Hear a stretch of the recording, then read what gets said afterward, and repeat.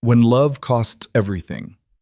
She signed the contract with shaking hands, 1 year of her life for $300,000. Enough to save her dying brother. Enough to sell her soul to a man who looked at her like she was just another asset to acquire. Adrian Voss didn't do love. He did transactions, and Alara Quinn had just become his most expensive one. But in a penthouse made of glass and secrets, some deals have a way of rewriting themselves. Some cages have doors that lock from the inside. Stay until the end to see how far desperation can push two broken people. Drop a like and comment your city so I can see how far this story travels. The fluorescent lights in County General's ICU hummed like dying insects. Alara Quinn had been staring at them for so long that when she closed her eyes, she could still see the skeletal grid burned into her retinas. 48 hours without real sleep did that to a person. So did watching your 13-year-old brother die by increments. Liam looked small in the hospital bed. Too small. The kind of small that made Alara's chest feel like someone had reached in and twisted her lungs into knots. His skin had that translucent quality she'd only seen in old photographs, the kind where you could trace the blue rivers of veins beneath the surface. The machines surrounding him beeped in a rhythm she'd memorized. Sometimes, late at night, she'd catch herself counting the beeps like rosary beads, bargaining with a universe that had stopped listening months ago. "Miss Quinn?" The doctor's voice cut through the monotonous symphony of medical equipment. Dr. Reeves was young, maybe 30, with the kind of premature gray that came from delivering bad news for a living. He stood in the doorway, tablet clutched against his chest like a shield. "We need to talk about the transplant list." Alara didn't move from her plastic chair. It had molded to her body over the past weeks, leaving permanent grooves in her spine. "He's still on it, right?"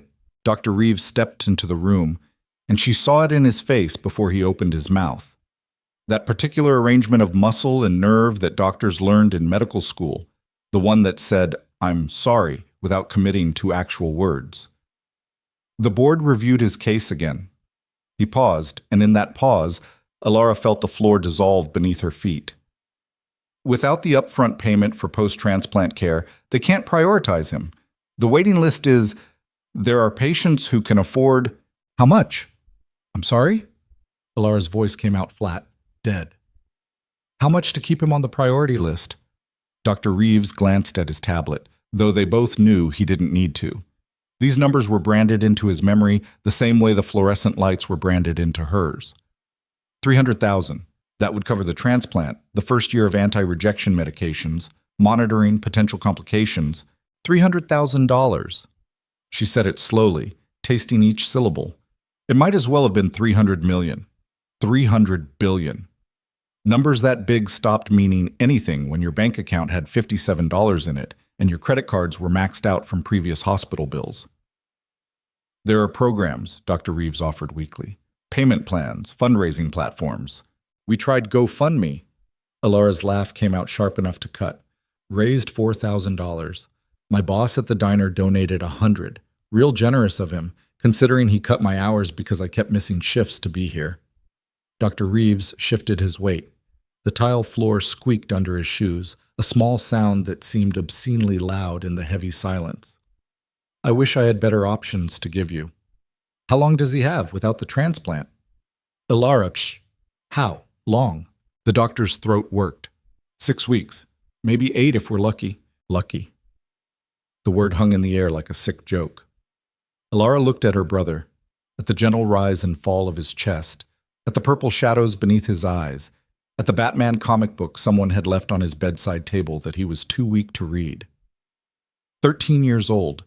He should be worried about algebra tests and whether Sarah Mitchell liked him back.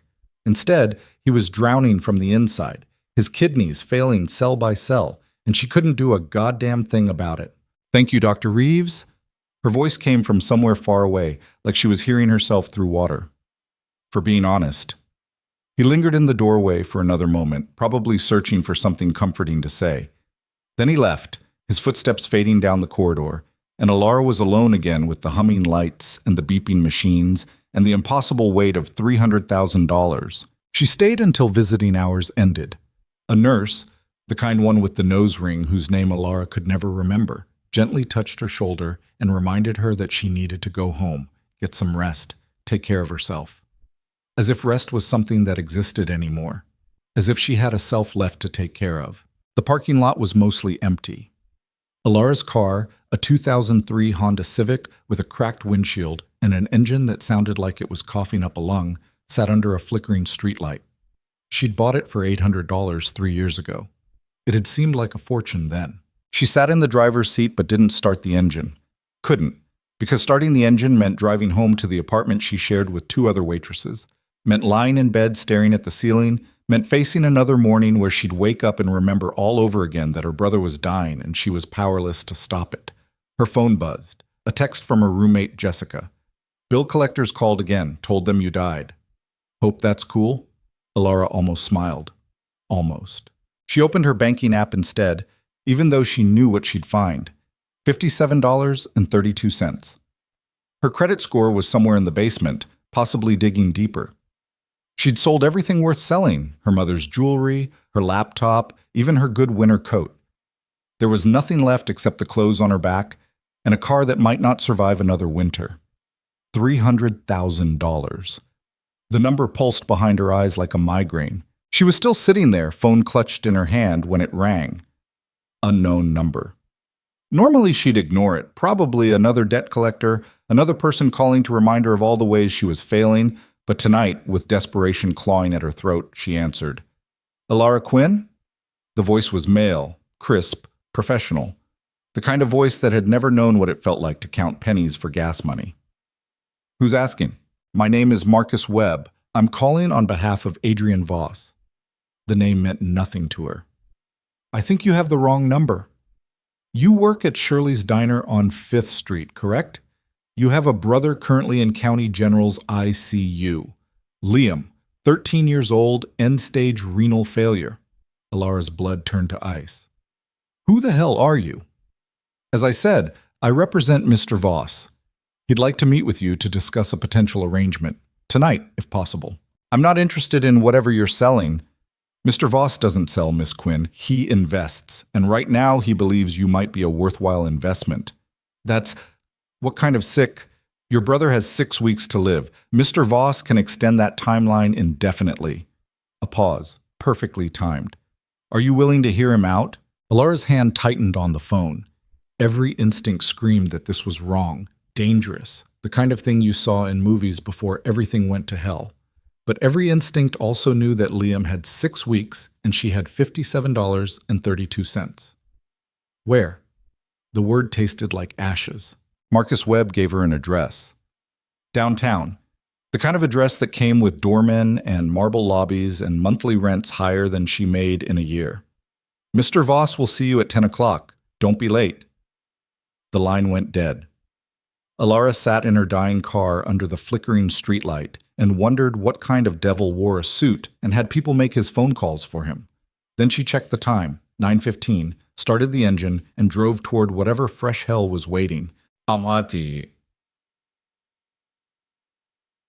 The building was exactly what she'd imagined, glass and steel rising into the night sky like a monument to excess.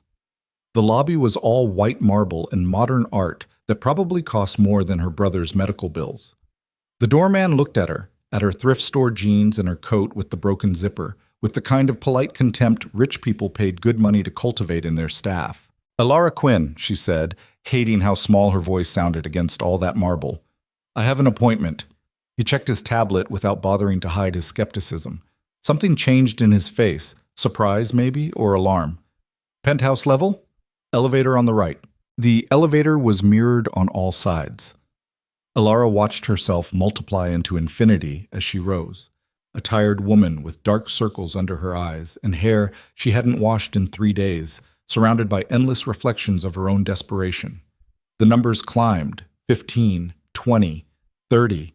The city fell away beneath her feet until she was floating in a column of light, and her ears popped from the pressure. The doors opened directly into an apartment. Not a hallway, not a landing, just straight into someone's home, which felt like a violation of physics and common decency. Miss Quinn.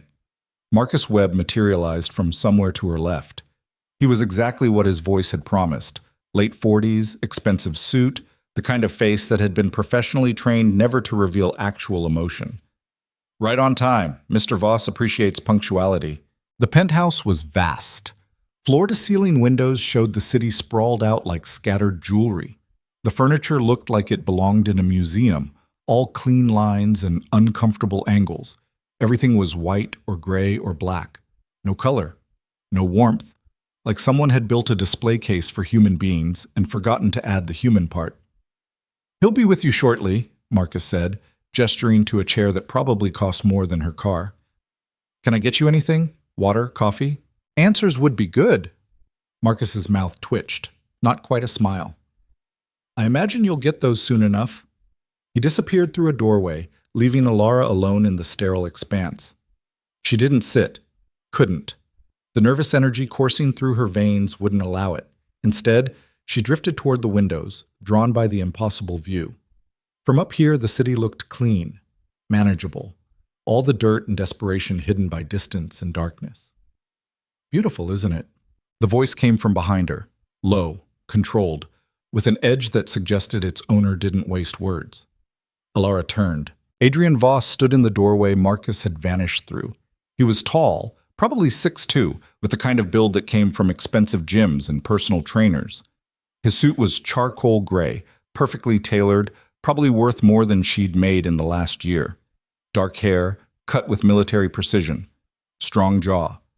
The kind of face that fashion magazines would call striking because handsome was too common a word. But it was his eyes that stopped her. Gray. Cold. The color of winter steel. Eyes that looked at her and saw exactly what she was worth, calculated to the decimal point. "Mr. Voss?" She forced the words out steady. "Your assistant said you wanted to meet." "I did."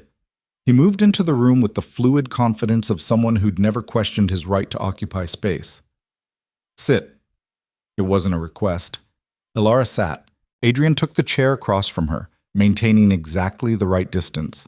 Close enough for conversation, far enough to avoid intimacy.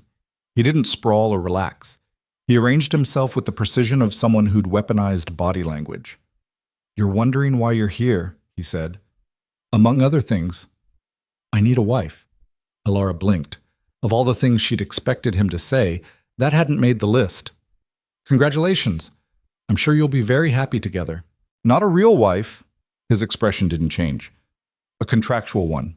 1 year. Public appearances, social functions, maintaining the appearance of a stable marriage. In exchange, I'll pay for your brother's transplant, all medical expenses, full recovery." The words hit her like a physical blow.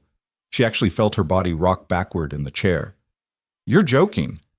"I don't joke about business, Miss Quinn, and this is business." "You want to buy a wife. I want to hire one." "There's a difference." He leaned forward slightly. "My father is threatening to remove me from my position as CEO of Voss Industries unless I demonstrate personal stability. Apparently, my lack of a wife suggests a lack of commitment, a character flaw he finds unacceptable in someone running his company. So get married. To someone who actually wants to marry you. That would require emotional investment, time, vulnerability, none of which I'm interested in providing." His eyes held hers, unblinking. "This is cleaner. A transaction. You need money I have. I need a wife you can provide the appearance of. 1 year, and we both get what we want." Alara's mind spun. This was insane. Illegal, probably. Definitely immoral. This is human trafficking. It's a contract. You'd be free to leave at any time, though you'd forfeit payment. All terms negotiable. Full legal protections. He pulled a folder from somewhere beside his chair, set it on the table between them. "My lawyers have drafted the initial agreement. You're welcome to have your own legal representation review it. With what money? I'll provide you with an attorney. Independent. No conflict of interest." He sat back. "I'm not trying to trap you, Miss Quinn. I'm offering you a solution to an impossible problem." She stared at the folder, thick, professional. The weight of it seemed to warp gravity, pulling everything toward its center. "Why me?" "Practicality. You need money urgently. You have no family except your brother. No romantic entanglements. No social media presence to complicate the narrative. You're—" He paused, choosing his words with surgical precision. "Unremarkable enough to be believable." My father would never accept someone who appeared to be a gold digger. You look like someone I might actually marry for normal reasons. Gee, thanks. I'm not trying to flatter you. I'm explaining my reasoning. Elara wanted to throw the folder at his face, wanted to tell him to take his money and his cold eyes and his sterile apartment and shove them all somewhere anatomically creative. But Liam's face floated in her mind, pale, fragile, fading, and the words died in her throat. What would it involve?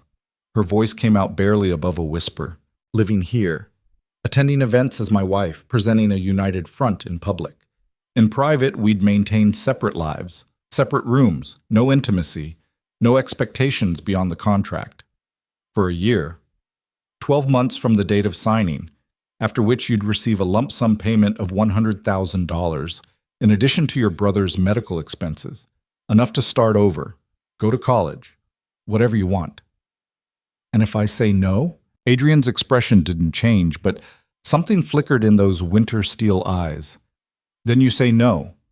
I'll find someone else, and your brother. He let the sentence hang unfinished. The cruelty of it was breathtaking, not in his words, but in the simple truth they contained. He wasn't threatening her. He was just stating facts. She needed help he could provide. Without that help, Liam would die. Those were the variables. The rest was just math. I need time to think. You have 6 weeks, maybe 8 if you're lucky. He stood, smooth and controlled. Take the contract, read it, have it reviewed, but understand that every day you wait is a day your brother doesn't have. Elara stood too, on shaking legs. She picked up the folder. It was heavy, real, the kind of weight that could anchor a person or drown them. This is insane. This is business, Miss Quinn. Sometimes they're the same thing. He walked toward the elevator, pressed the call button.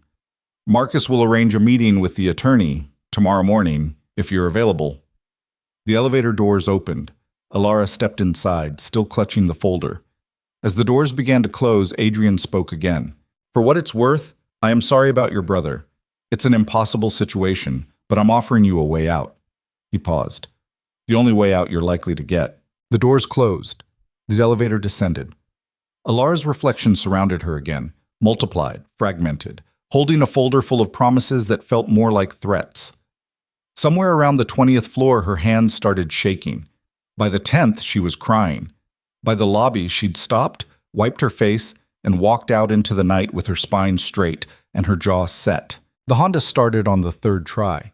She drove back to the apartment in a daze, the folder sitting on the passenger seat like a living thing. Jessica was already asleep when she got home. Elara went to her room, barely bigger than a closet, just enough space for a twin bed and a dresser, and opened the contract. 27 pages, single-spaced, legal language that might as well have been ancient Greek. But certain phrases jumped out at her, illuminated by the cheap lamp on her nightstand. Party A, Adrian Voss, agrees to provide full financial support for all medical expenses related to Liam Quinn's kidney transplant and subsequent care. Party B, Elara Quinn, agrees to reside in Party A's primary residence for the duration of the contract. Both parties agree to maintain the public appearance of a legitimate marriage, including but not limited to social events, media appearances, and family functions. Physical intimacy is not required and will only occur with explicit mutual consent. Either party may terminate this agreement with 30 days' notice, though early termination by Party B will result in forfeiture of all compensation except medical expenses already incurred. Elara read it twice, 3 times. The words started to blur together, becoming abstract symbols that represented something too large for her exhausted mind to process. She fell asleep with the contract spread across her chest, streetlight filtering through her curtained window, and dreamed of fluorescent lights and winter steel eyes. The attorney Adrian provided was a woman named Diane Foster, sharp-eyed, late 50s, with the kind of expression that suggested she'd seen every con and scheme the world had to offer. They met in a coffee shop in neutral territory, far from the marble lobbies and glass towers.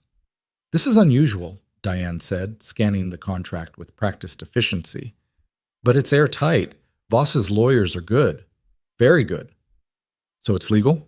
Marriage contracts?" "Technically, you can't contract for marriage itself. That's against public policy. But this is structured as a personal services agreement with marriage as a component. Gray area, but defensible.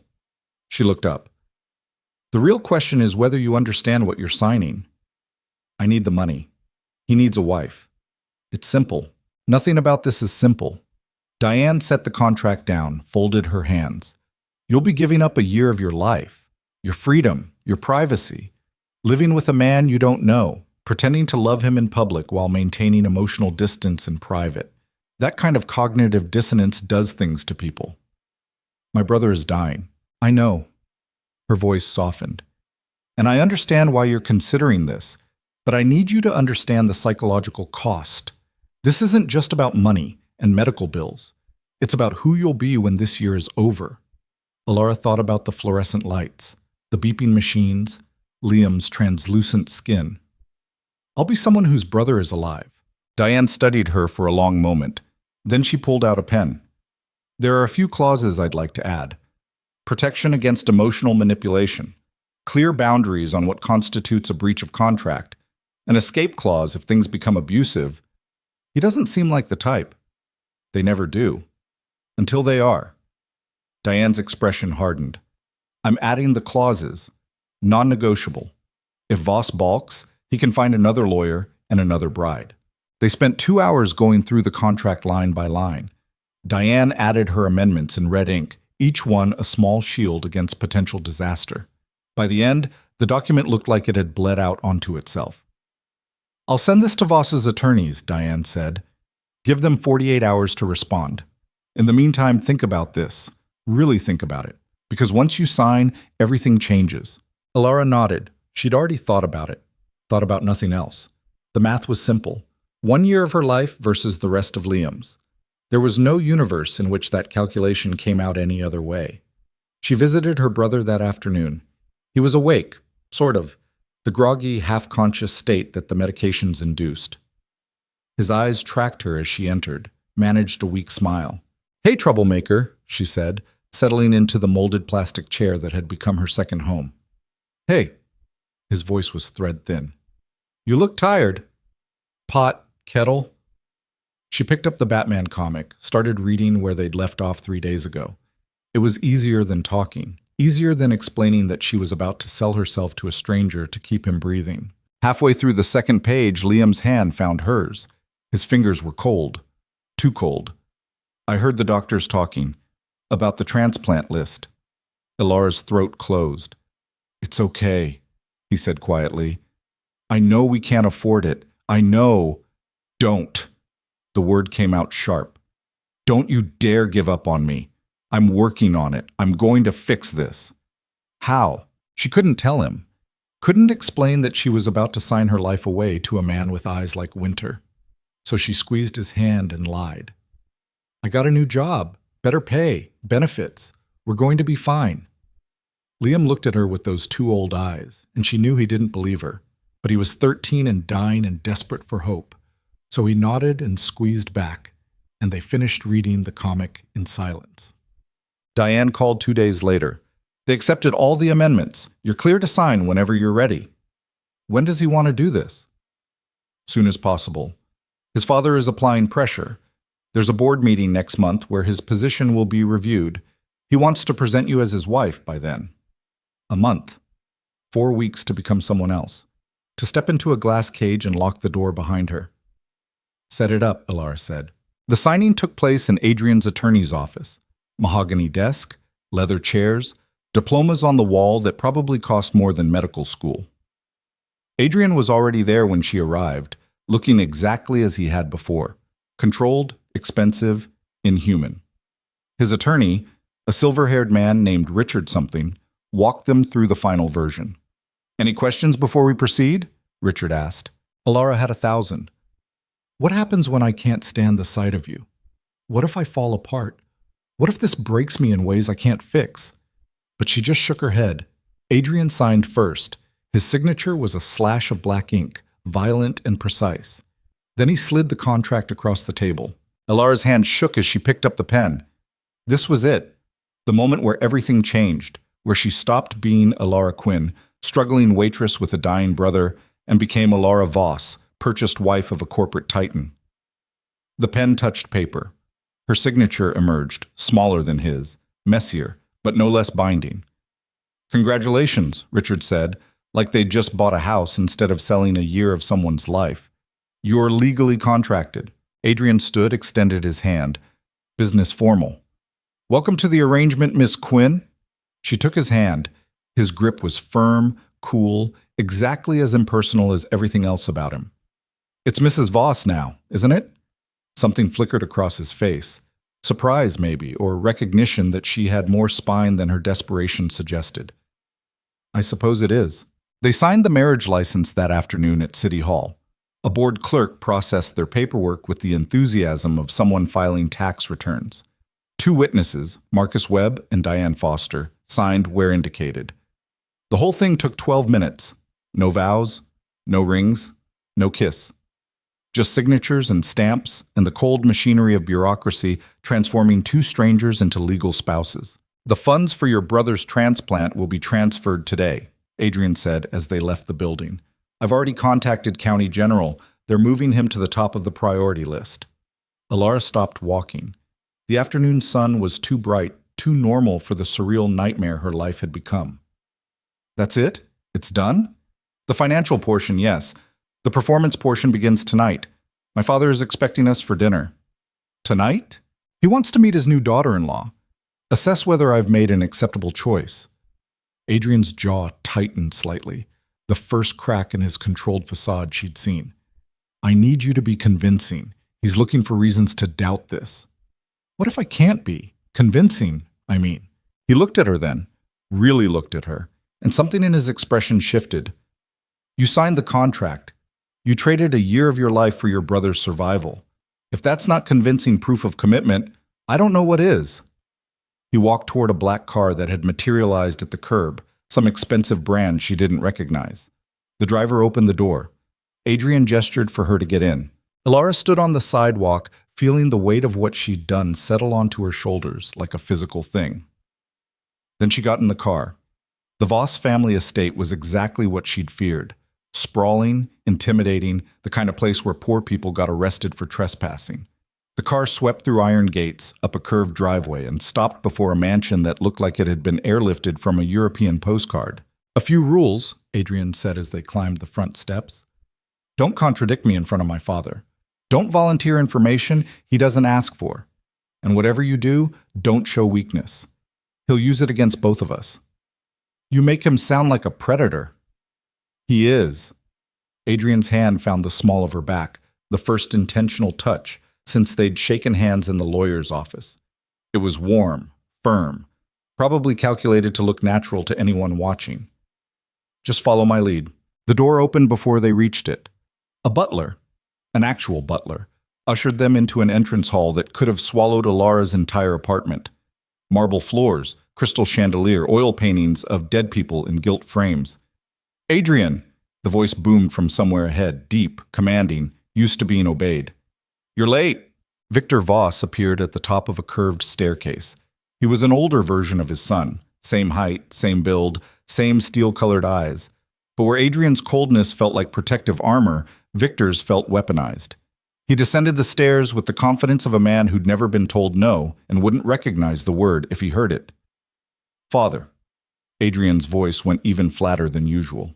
This is Alara, my wife. Victor's eyes raked over her, assessing, calculating, finding her wanting. So this is the waitress who captured my son's heart. He made it sound like an accusation. Alara felt Adrian tense beside her. She forced herself to smile. Former waitress. I quit last week. How convenient. Victor circled them like a shark. And how exactly did you two meet? Adrian has been remarkably vague on the details. At the diner where I worked, Alara said, sticking to the script they'd rehearsed in the car. He came in late one night. We started talking. It just happened. It just happened. Victor's smile was all teeth. How romantic, and how quickly did this romance progress from late-night conversation to marriage? When you know, Adrian said, his hand tightening slightly on Alara's back. I didn't see the point in waiting. No, you never do see the point in patience, or planning, or considering consequences. Victor gestured toward a dining room visible through an archway. Shall we eat? I'm eager to get to know my new daughter-in-law better. Dinner was a masterclass in psychological warfare. Victor asked questions designed to expose cracks about her family, her education, her plans for the future. Each answer she gave was dissected, analyzed, found insufficient. Adrian sat rigid beside her, his face a mask, offering no help. Halfway through the second course, Victor turned his attention fully on her. Tell me, Alara, what is it you love about my son? The question hung in the air like a trap. Because the real answer was nothing. I don't love him. This is a transaction, but that would end everything.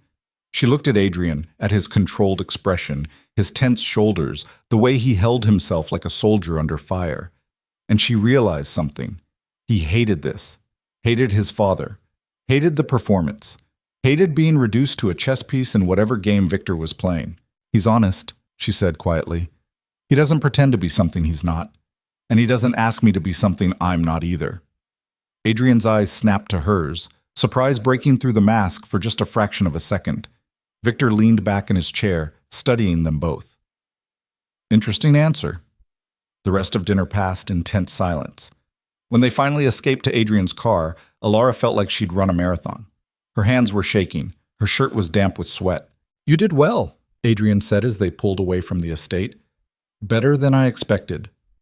Your father is a nightmare. Yes? A pause. Thank you for what you said about honesty.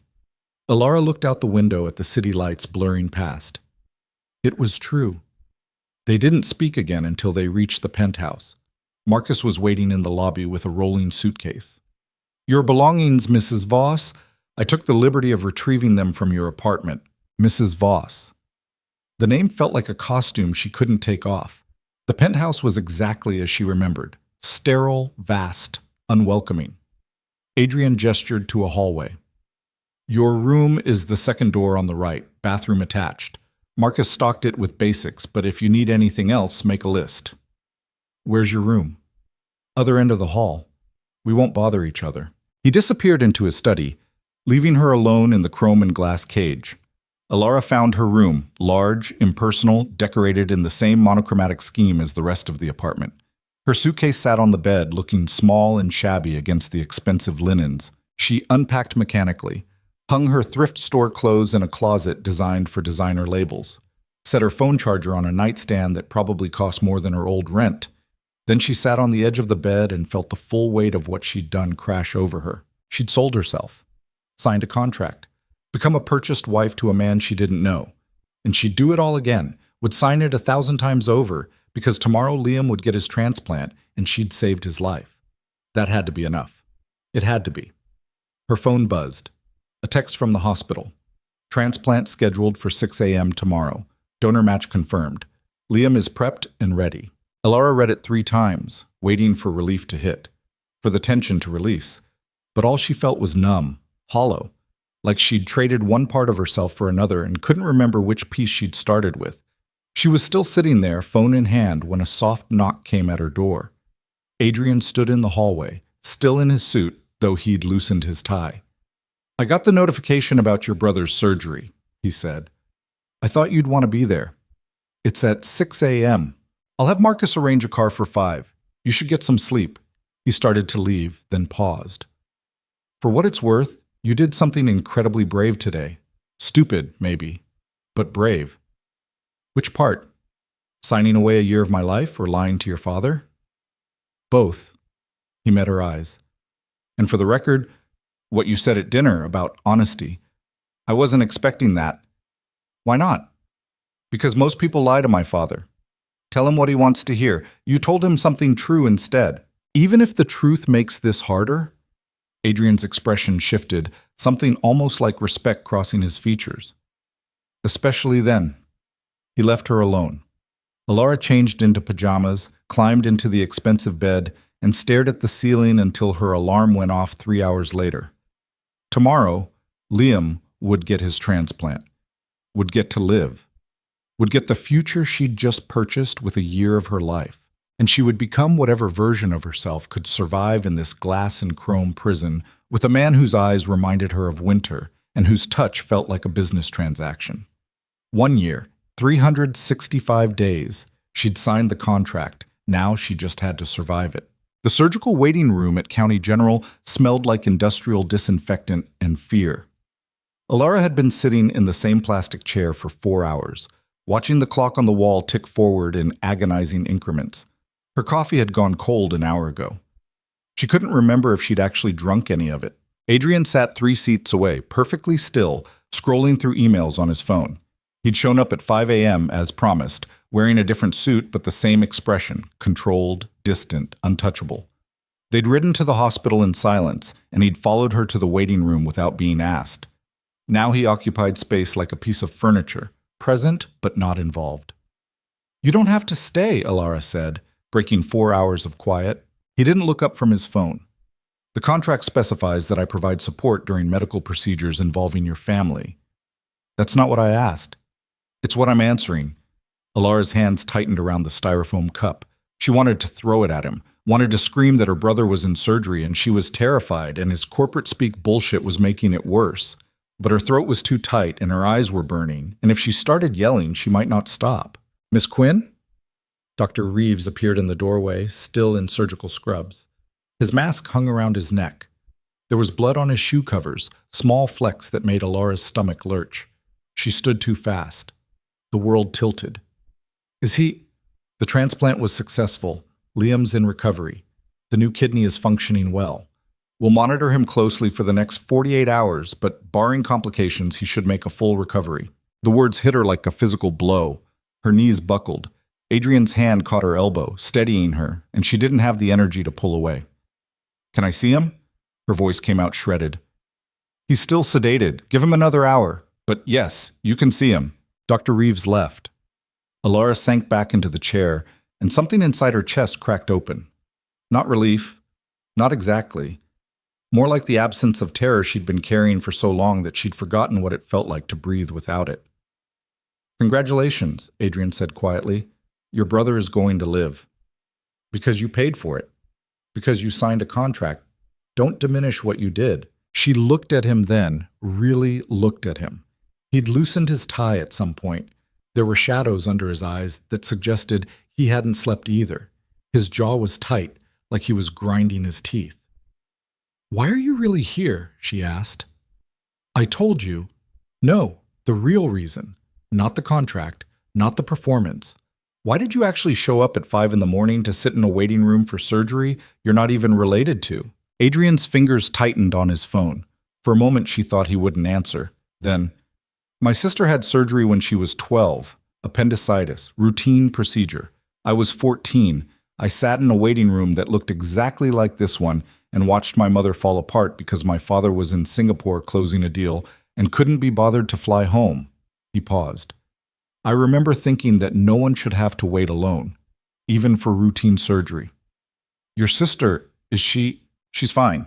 Married, 2 kids, lives in Boston." He slid his phone into his pocket.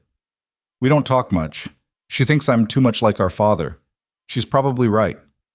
Alara didn't know what to say to that, so she just sat there, and he sat 3 seats away, and they waited in a silence that felt less hostile than before.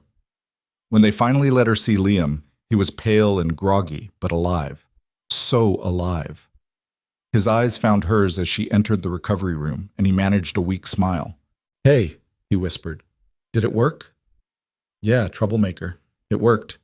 She took his hand, careful of the IV lines. "You're going to be fine. You look terrible."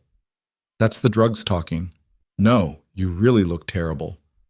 His eyes drifted past her to where Adrian stood in the doorway. "Who's that?" Alara's throat closed. She'd planned for this conversation, rehearsed it, but all her practiced words evaporated. That's Adrian, my husband." Liam blinked slowly, processing through the medication fog. "You're what?" "We got married last week. It happened kind of fast." "How fast?" "Very fast." Liam's gaze sharpened despite the drugs. He looked at Adrian, then back at Alara, and she saw him doing the math, the sudden transplant, the mystery husband, the way she couldn't quite meet his eyes. "Ellie, what did you do?" "I saved your life." "How?" Does it matter?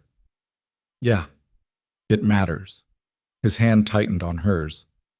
What did you do? Adrian stepped forward before she could answer.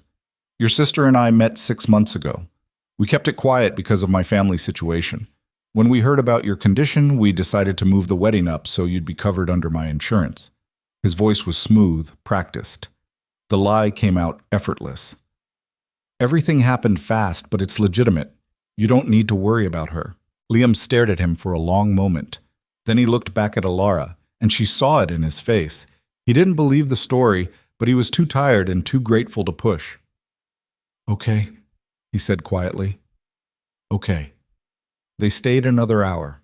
When Liam finally fell asleep, Ilara let Adrian guide her out of the hospital and into the waiting car. She was asleep before they'd gone 3 blocks, her head against the window, exhaustion finally dragging her under. She woke up in the penthouse, in her bed, with no memory of getting there. The clock said 2:47 p.m. She'd slept for almost 6 hours. There was a note on her nightstand in sharp, precise handwriting. Meeting with investors until 6. Marcus left food in the kitchen. Alara showered, changed, and found the kitchen. A vast space of marble countertops and appliances that probably cost more than a car. There was a covered plate in the refrigerator. Grilled chicken, roasted vegetables, something green that might have been kale. She ate mechanically, tasting nothing, then wandered the penthouse like a ghost. This was her home now. For the next year, these sterile rooms and uncomfortable furniture were where she lived. The realization settled over her like a weighted blanket. Her phone buzzed. Jessica. Girl, where are you? Your stuff is gone and there's a check for 3 months' rent on the counter. Did you get kidnapped by a rich person? Alara stared at the message. She couldn't explain this. Couldn't tell Jessica that yes, actually, she had essentially been purchased by a rich person and was now living in a glass tower pretending to be someone's wife. She typed back, got a new job, had to relocate fast. Sorry for the mystery. We'll explain when I can. Jessica's response came immediately. This is weird. Call me when you can talk. Alara turned her phone face down and explored the rest of the apartment. Adrian's study was locked. His bedroom door was closed. The living room looked like a furniture showroom. There was a gym that she'd never use and a library with books that appeared untouched. Everything was perfect. Everything was empty. She was standing at the floor-to-ceiling windows, watching the city stretch into the late afternoon when the elevator chimed. Adrian emerged, still in his suit, looking like he'd fought a battle and won through sheer refusal to lose. You're awake, he said, setting his briefcase down. Observation skills. Impressive. He loosened his tie, a gesture she was starting to recognize as his version of relaxation. There's an event tomorrow night, corporate fundraiser, black tie. We need to make an appearance. Tomorrow? I just watched my brother have surgery. I'm aware. But my father will be there, and if we don't show, he'll start asking questions. Adrian moved to the bar, poured himself 2 fingers of something amber. I had Marcus arrange for a stylist. She'll be here at noon with dress options. I don't need a stylist. I can wear what you can afford on a waitress salary won't work for this crowd. You need to look like you belong. He took a drink, winced slightly. It's not personal. It's practical. Everything with you is practical. Yes, it is. Alara crossed her arms. What happens at this fundraiser? What's the performance? We arrive together, we stay together, light physical contact, hand on the back, arm around the waist, nothing aggressive. We make conversation with other couples. We dance at least once. We leave together. He set his glass down. And we look like we actually enjoy each other's company. That's going to require acting skills I don't have. Then develop them, quickly. Adrian's eyes met hers, flat and uncompromising. My father is looking for cracks, any sign that this marriage is fraudulent, and he'll use it to remove me from the company, which means no money for your brother's continued care. So we need to be convincing. The threat wasn't even veiled. Alara felt anger spike hot in her chest. You know what would make this easier? If you acted like a human being instead of a corporate robot. I'm not programmed for warmth, Alara. You signed a contract with me, not the person you wish I was. I signed a contract with someone who said he understood what I was sacrificing, someone who showed up to the hospital this morning even though the contract didn't require it. That person had some humanity in him. Adrian's jaw tightened. That person made a mistake. Don't expect it to happen again. He walked out, disappearing into his study. The lock clicked with finality. Elara stood alone in the living room, fists clenched, breathing hard. This was going to be the longest year of her life. The stylist arrived exactly at noon the next day. A woman named Margot with severe bangs and an eye that could calculate your measurements from across a room. She brought 3 racks of dresses, each one more intimidating than the last. Adrian said you need armor, not a costume, Margot said, circling Elara like a predator. Something that says, I belong here and I'm not impressed by your money. You're what, size 4? 6, usually. We'll make a 4 work. Margot pulled a dress from the second rack, deep emerald green, simple lines, nothing flashy. Try this. Elara changed in her bedroom while Margot waited, arms crossed, radiating impatience. The dress fit like it had been designed for her body specifically. The color made her skin look less exhausted. The cut somehow made her look taller, more substantial. Better, Margot said when Elara emerged. Now walk. What? Walk across the room. I need to see how you move. Elara walked. Margot frowned. You walk like you're apologizing for taking up space. Stop it. Shoulders back, chin up. You're married to one of the most powerful men in the city. Act like it. They spent 2 hours on posture, movement, how to hold a champagne glass, how to shake hands without seeming desperate or aggressive. By the time Margot left, Elara felt like she'd been through basic training. Adrian emerged from his study at 6, already dressed for the event. Black tuxedo, perfectly tailored, making him look even more untouchable than usual. His eyes swept over her, clinical and assessing. The dress works, he said. Margot chose well. High praise.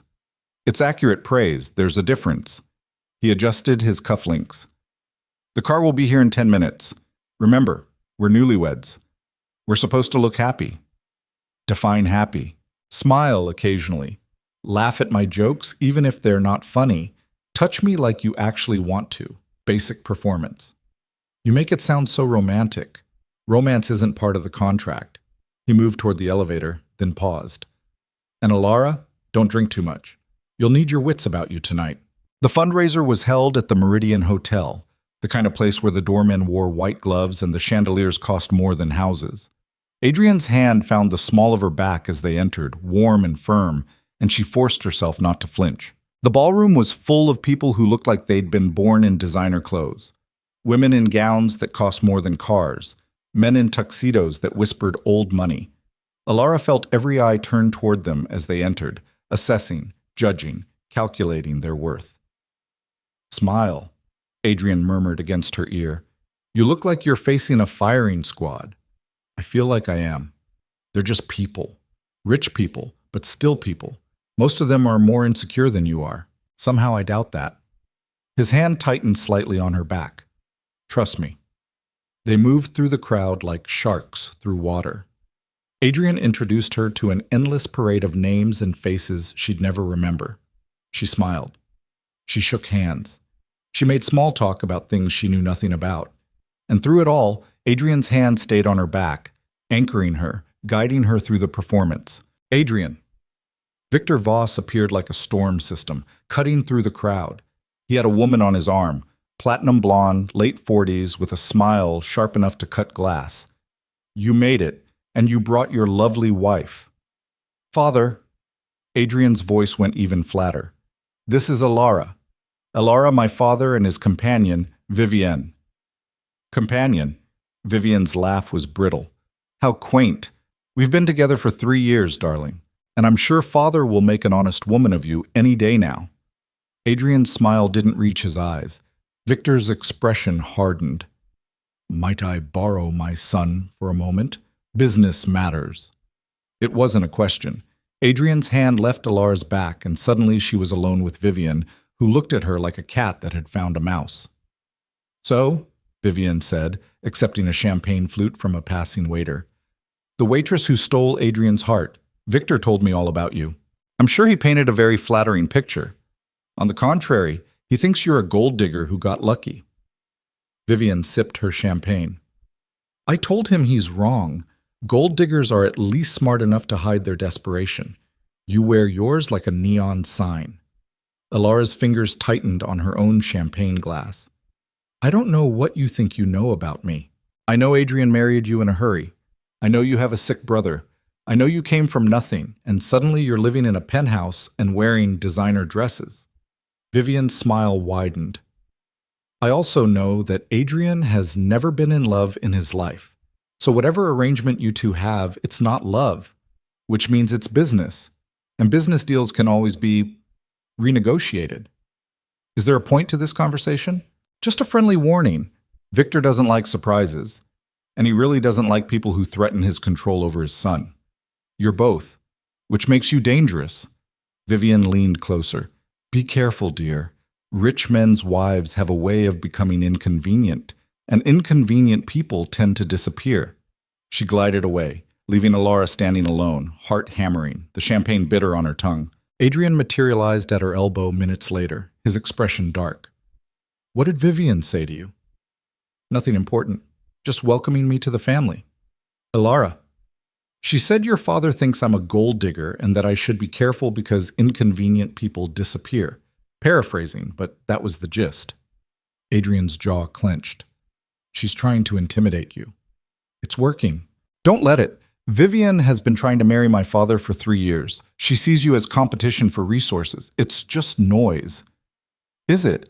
Because she seemed pretty confident that your father could make me disappear. My father is powerful, not omnipotent, and you're protected by the same contract that protects me.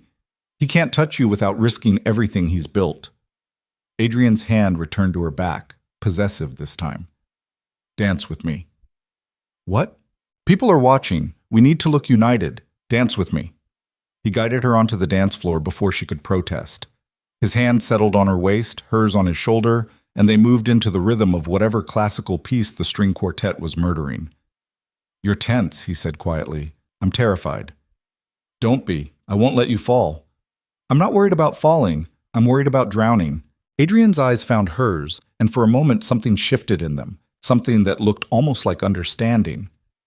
I know this is hard. I know you didn't sign up for psychological warfare, but it's part of the package. My father, Vivian, everyone in this room, they're all looking for weaknesses. We can't give them any. How do you live like this? Constantly performing? Practice. And the knowledge that showing weakness gets you destroyed. His hand tightened on her waist. My father taught me that when I was 8. He's been testing me ever since. That's not normal. No, but it's my normal. And for the next year, it's yours too. They danced in silence. Alara became aware of how close they were, how his hand felt against her back, how he smelled faintly of expensive cologne and something else she couldn't identify, how his eyes, when they weren't guarded, held depths she hadn't noticed before. You're staring, he said. So are you. I'm maintaining eye contact. It's part of the performance. Is that what this is? A performance? His expression shifted, something dangerous flickering across his features. What else would it be? The music ended. They separated. The spell, if there had been one, broke. They stayed another hour making the rounds, playing their parts. When they finally left, Alara's feet ached and her face hurt from smiling. The car ride back to the penthouse was silent. Adrian stared out his window, jaw tight, lost in whatever battle he was fighting inside his head. Your father cornered you, Alara said. What did he want?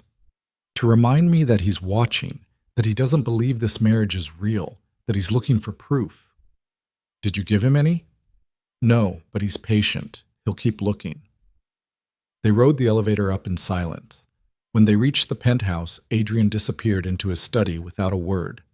Alara stood in the living room, still in her emerald dress, and felt the weight of the evening settle onto her shoulders. Her phone buzzed, a text from an unknown number.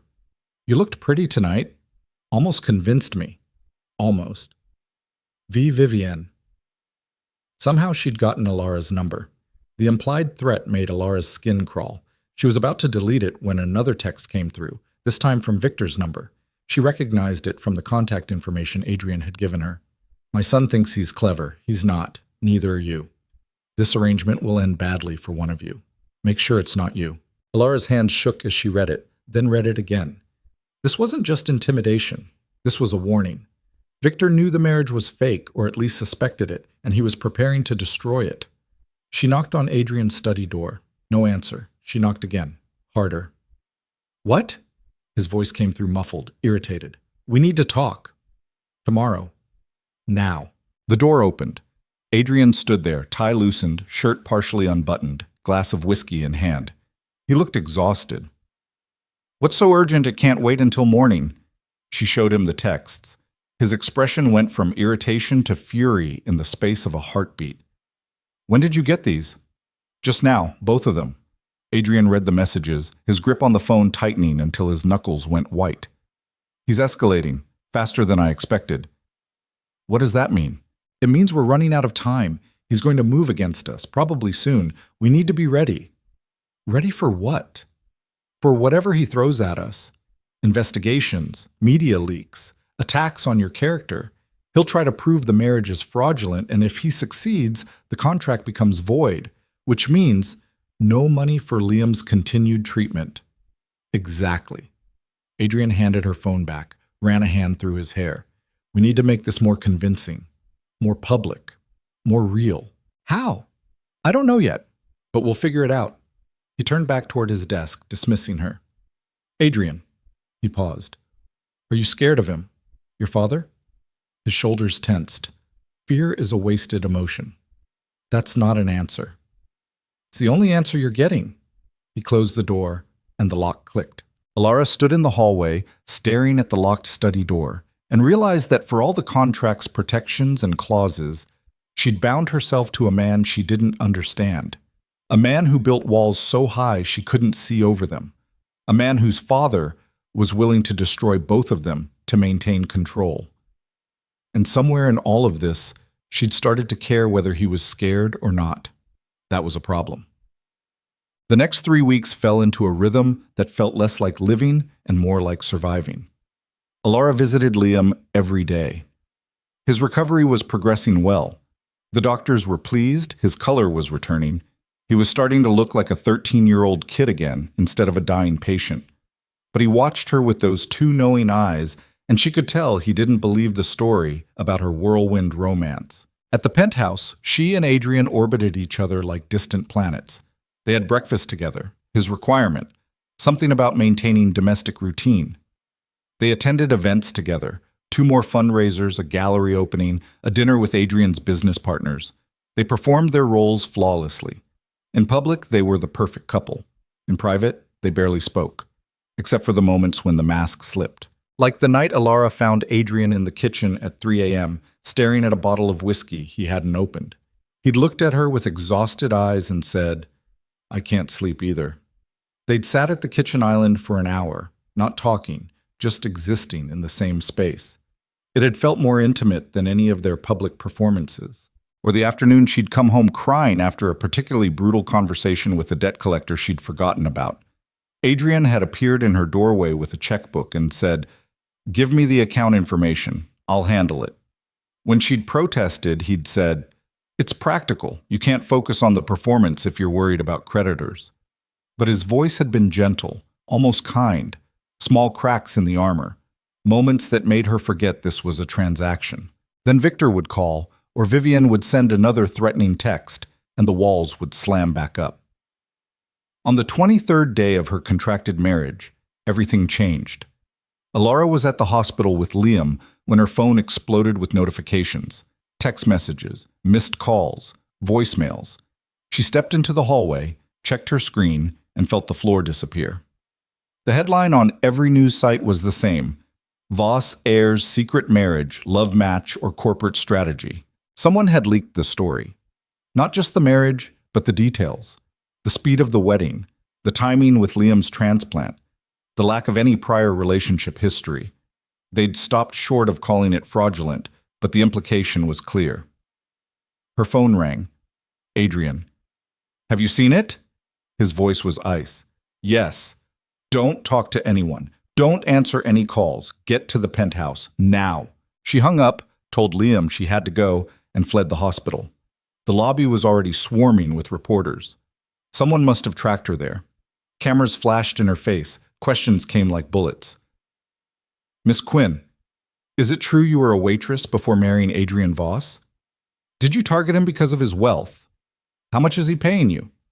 Is your brother's illness real, or was that fabricated to gain sympathy? Alara pushed through them, heart hammering, and made it to the street. A car was waiting, Marcus at the wheel, his expression grim. She dove into the back seat, and he pulled away from the curb, leaving the reporters behind. How bad is it? She asked. Bad. Someone leaked documentation about the medical payments, bank transfers, timing of the marriage license versus the transplant date. They've built a timeline that makes it look transactional. Because it is transactional. Marcus met her eyes in the rearview mirror. Mr. Voss is handling it, but it's going to get worse before it gets better. The penthouse was under siege when they arrived. Reporters crowded the building entrance. Marcus had to drive around to a service entrance to get her inside. The elevator ride up felt like ascending to an execution. Adrian was in the living room, phone pressed to his ear, pacing like a caged animal. When he saw her, he ended the call mid-sentence. My father, he said flatly.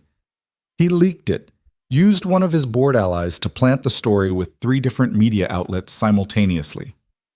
Why? Because he's trying to force me out. The board meets in 2 weeks to review my position. If they believe this marriage is fraudulent, they'll vote to remove me, which is exactly what he wants. Adrian's hands clenched into fists. He's been planning this, waiting for the right moment to strike. What do? We fight back. We double down on the narrative. We make this so convincing that no one can question it. How? Adrian turned to face her fully, and she saw something dangerous in his eyes, something desperate. We give them a love story, a real one, complete with all the details they're craving, how we met, how I fell for you despite our different backgrounds, how love doesn't care about money or status or any of the other bullshit they worship. That's a lie. So? They don't know that. And if we sell it well enough, they'll believe it. He moved closer, and she could see the cracks forming in his carefully controlled facade. I need you to do this, Alara. I need you to stand in front of cameras and lie through your teeth and make them believe we're real. And if I can't, then we both lose. You lose your brother's treatment, I lose everything I've built. My father wins. Is that what you want? Of course not, but then help me. His hands found her shoulders, gripping hard enough to hurt. Please, I'm asking you to help me. It was the first time he'd said please, the first time he touched her like this, desperate, uncontrolled, human. Alara looked into his winter steel eyes and saw fear there. Real fear. The kind that came from facing annihilation. Okay, she whispered. Okay, I'll do it. Relief flooded his face. Then something else. Something that looked dangerously close to gratitude. His hands loosened but didn't let go.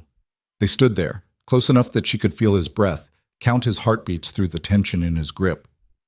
Thank you, he said quietly. Don't thank me yet. I'm a terrible liar. Then we'll practice. Starting now. He released her, stepped back, rebuilding his walls with visible effort. I've scheduled a press conference for tomorrow morning. We're going to tell our story, the real story. You mean the fake story? Same thing at this point. They spent the rest of the day crafting their narrative. How they'd met at the diner 6 months ago. How Adrian had been there closing a late-night deal and stopped in for coffee. How they'd started talking. How he'd come back the next night and the next. How it had built slowly, secretly, until they couldn't deny what they felt. It needs to be believable, Adrian said, pacing. What would I notice about you? What would make me come back? I have no idea. You tell me. He stopped pacing, studied her. You don't apologize for taking up space. Most people in my world do. They're constantly trying to make themselves smaller, more palatable. You don't. Even now, when you're terrified, you're meeting my eyes. That's what you'd notice? My eye contact? And the way you argued with me.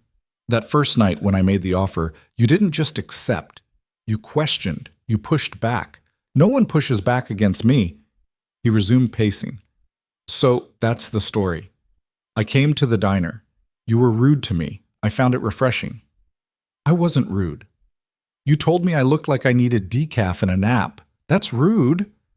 Alara almost smiled. Fair enough. They practiced for hours, rehearsing their story until it felt smooth, natural, almost true. Adrian was a surprisingly good liar. His delivery was perfect, his emotions calibrated precisely. Alara stumbled over her words, second-guessed her responses, felt the falseness of every syllable. "Stop thinking," Adrian said after her fifth attempt to describe their first kiss. "You're in your head. You need to feel it." "I can't feel something that never happened." "Then imagine it. What would that moment have been like if it had been real?" Alara closed her eyes, tried to picture it. Adrian Voss, corporate titan, leaning across a diner booth to kiss a waitress who'd been rude to him. It should have been absurd, but somehow, in her imagination, it wasn't. Somehow, it felt possible. "We were in the diner," she said slowly, eyes still closed. "Late, after closing. I was cleaning tables, and you were still sitting there, nursing your fourth cup of coffee and pretending to read contracts. I told you we were closed. You said you'd leave after one more refill. I told you that you'd already had enough caffeine to kill a horse. You laughed. Really laughed. Not the polite corporate chuckle, but actual laughter. And then you stood up and you just kissed me. No warning. No asking permission. Just kissed me like it was the most natural thing in the world." When she opened her eyes, Adrian was staring at her with an expression she couldn't read. "That's good," he said quietly. "Use that tomorrow." The press conference was scheduled for 10 a.m. at Voss Industries headquarters. Adrian's PR team had arranged everything. The backdrop, the lighting, the carefully selected journalists who'd ask softballs instead of grenades. Alara wore a simple blue dress that Margot had delivered that morning with a note. "Look honest. You're trying to convince them, not seduce them."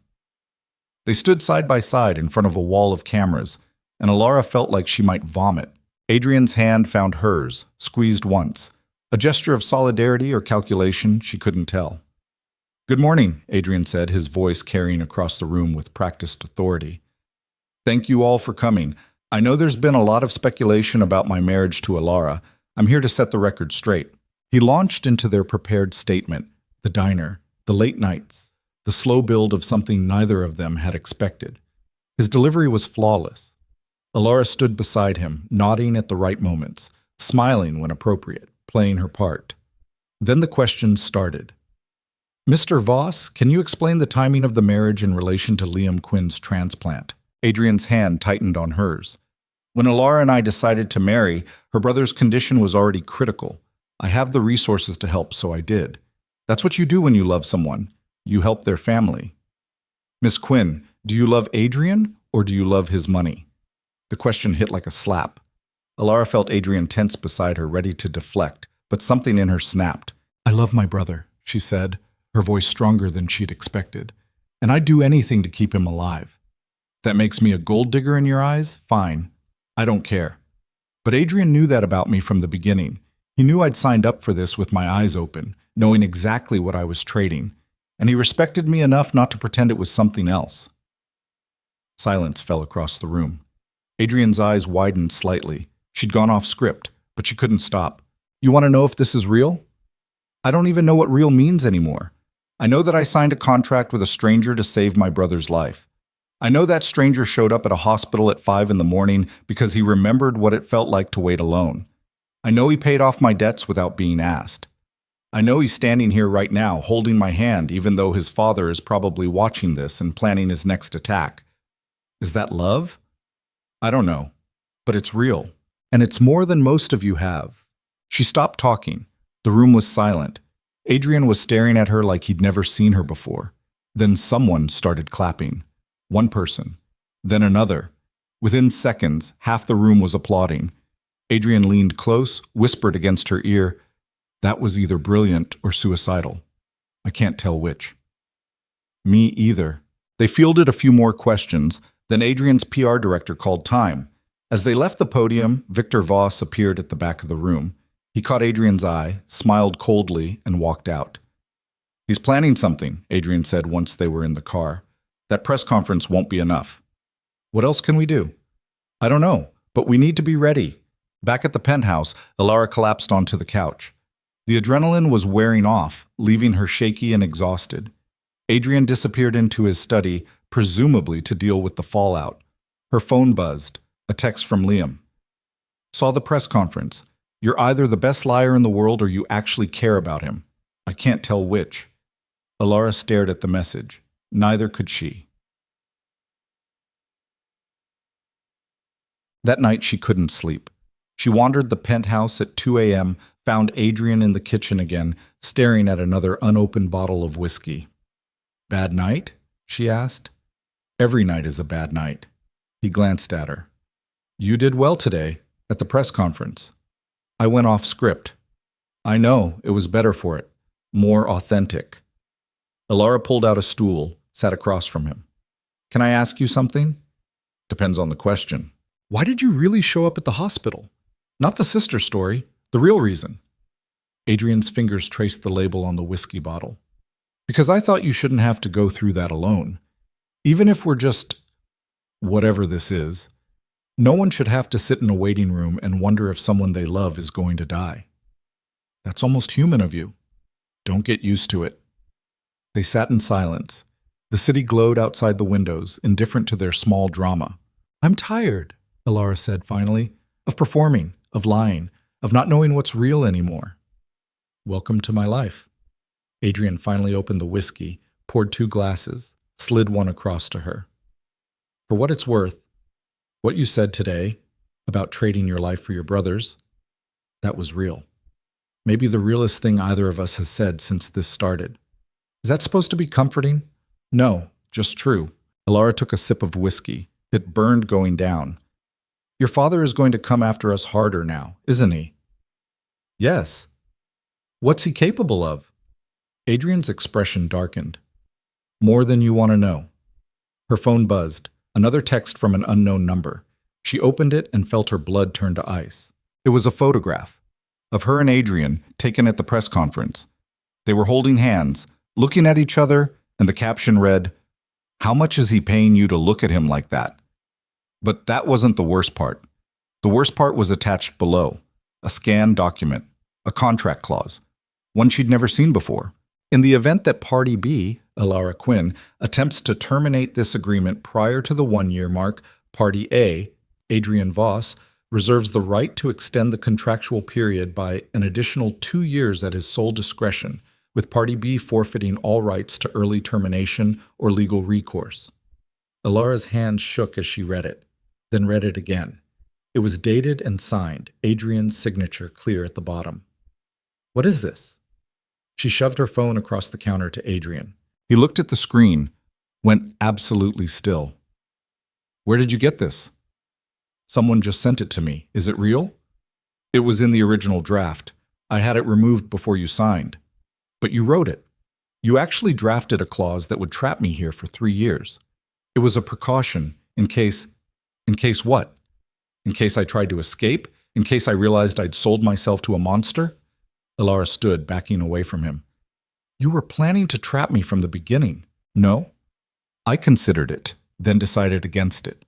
That's why it's not in the final contract." "But you thought about it. You actually sat there and thought, how can I make sure she can't leave? And you drafted legal language to make it happen." Adrian's jaw clenched. "I draft contingency plans for everything. It's what I do. But I didn't use it. I chose not to." "That's supposed to make this better?" "It should make you understand that I'm capable of making the right choice, even when it's not in my best interest. Or it should make me understand that you see me as an asset you considered permanently acquiring." Alara grabbed her phone. "Who sent this? Your father?" "Probably, or someone working for him." "So he's trying to make me hate you?"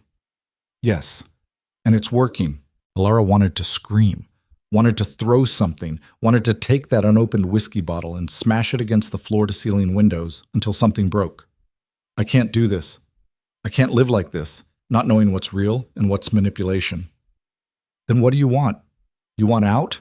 Fine, walk away. Forfeit the contract. Let your brother's treatment lapse. See how long he survives without the anti-rejection medications I'm paying for." The words hit like physical blows. Alara felt tears burn behind her eyes. "You're using him against me. You're using my dying brother to keep me trapped here." "I'm stating facts. That's not the same thing." "It's exactly the same thing." They stood on opposite sides of the kitchen island, breathing hard, years of walls and defenses between them. Then Adrian's phone rang. He glanced at the screen and his expression shifted to something close to panic. "It's the hospital. He answered, listened, and Alara watched the color drain from his face. When? He asked. Pause. How bad? Another pause. We'll be there in 10 minutes. He hung up, looked at Alara with eyes that had gone flat and dead. It's Liam, he said quietly. He's in rejection. They're trying to stabilize him now, but he didn't finish. He didn't have to. Alara's legs gave out. She hit the floor hard, and Adrian was there, catching her, his arms around her, holding her together as she shattered. No, she whispered. No, no, no. He was fine. He was getting better. Sometimes it just happens. Rejection can occur weeks after transplant, even with all the medications. Adrian's voice was gentle, carefully controlled. But they're good doctors. They'll fight for him. Will they? Or will they decide he's not worth saving? Will they look at his chart and see a charity case whose contract wife just screamed at her husband and decide to let him go? That's not how medicine works. That's exactly how everything works in your world. Adrian pulled her closer, and she didn't have the strength to push him away. We're going to the hospital, right now, and we're going to sit in that waiting room together, and we're going to wait for news. And if you want to hate me afterward, fine. But right now, I'm here. I'm not leaving you alone. Alara couldn't speak, could only nod against his chest. They drove to the hospital in silence. Alara's hands wouldn't stop shaking. Adrian's jaw was locked so tight she could see the muscles jumping in his cheek.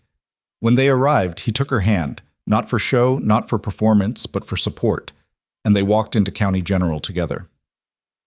Dr. Reeves met them in the ICU waiting room. His expression was grave. Liam's body is rejecting the kidney, he said without preamble. We've started him on high-dose immunosuppressants, but it's aggressive.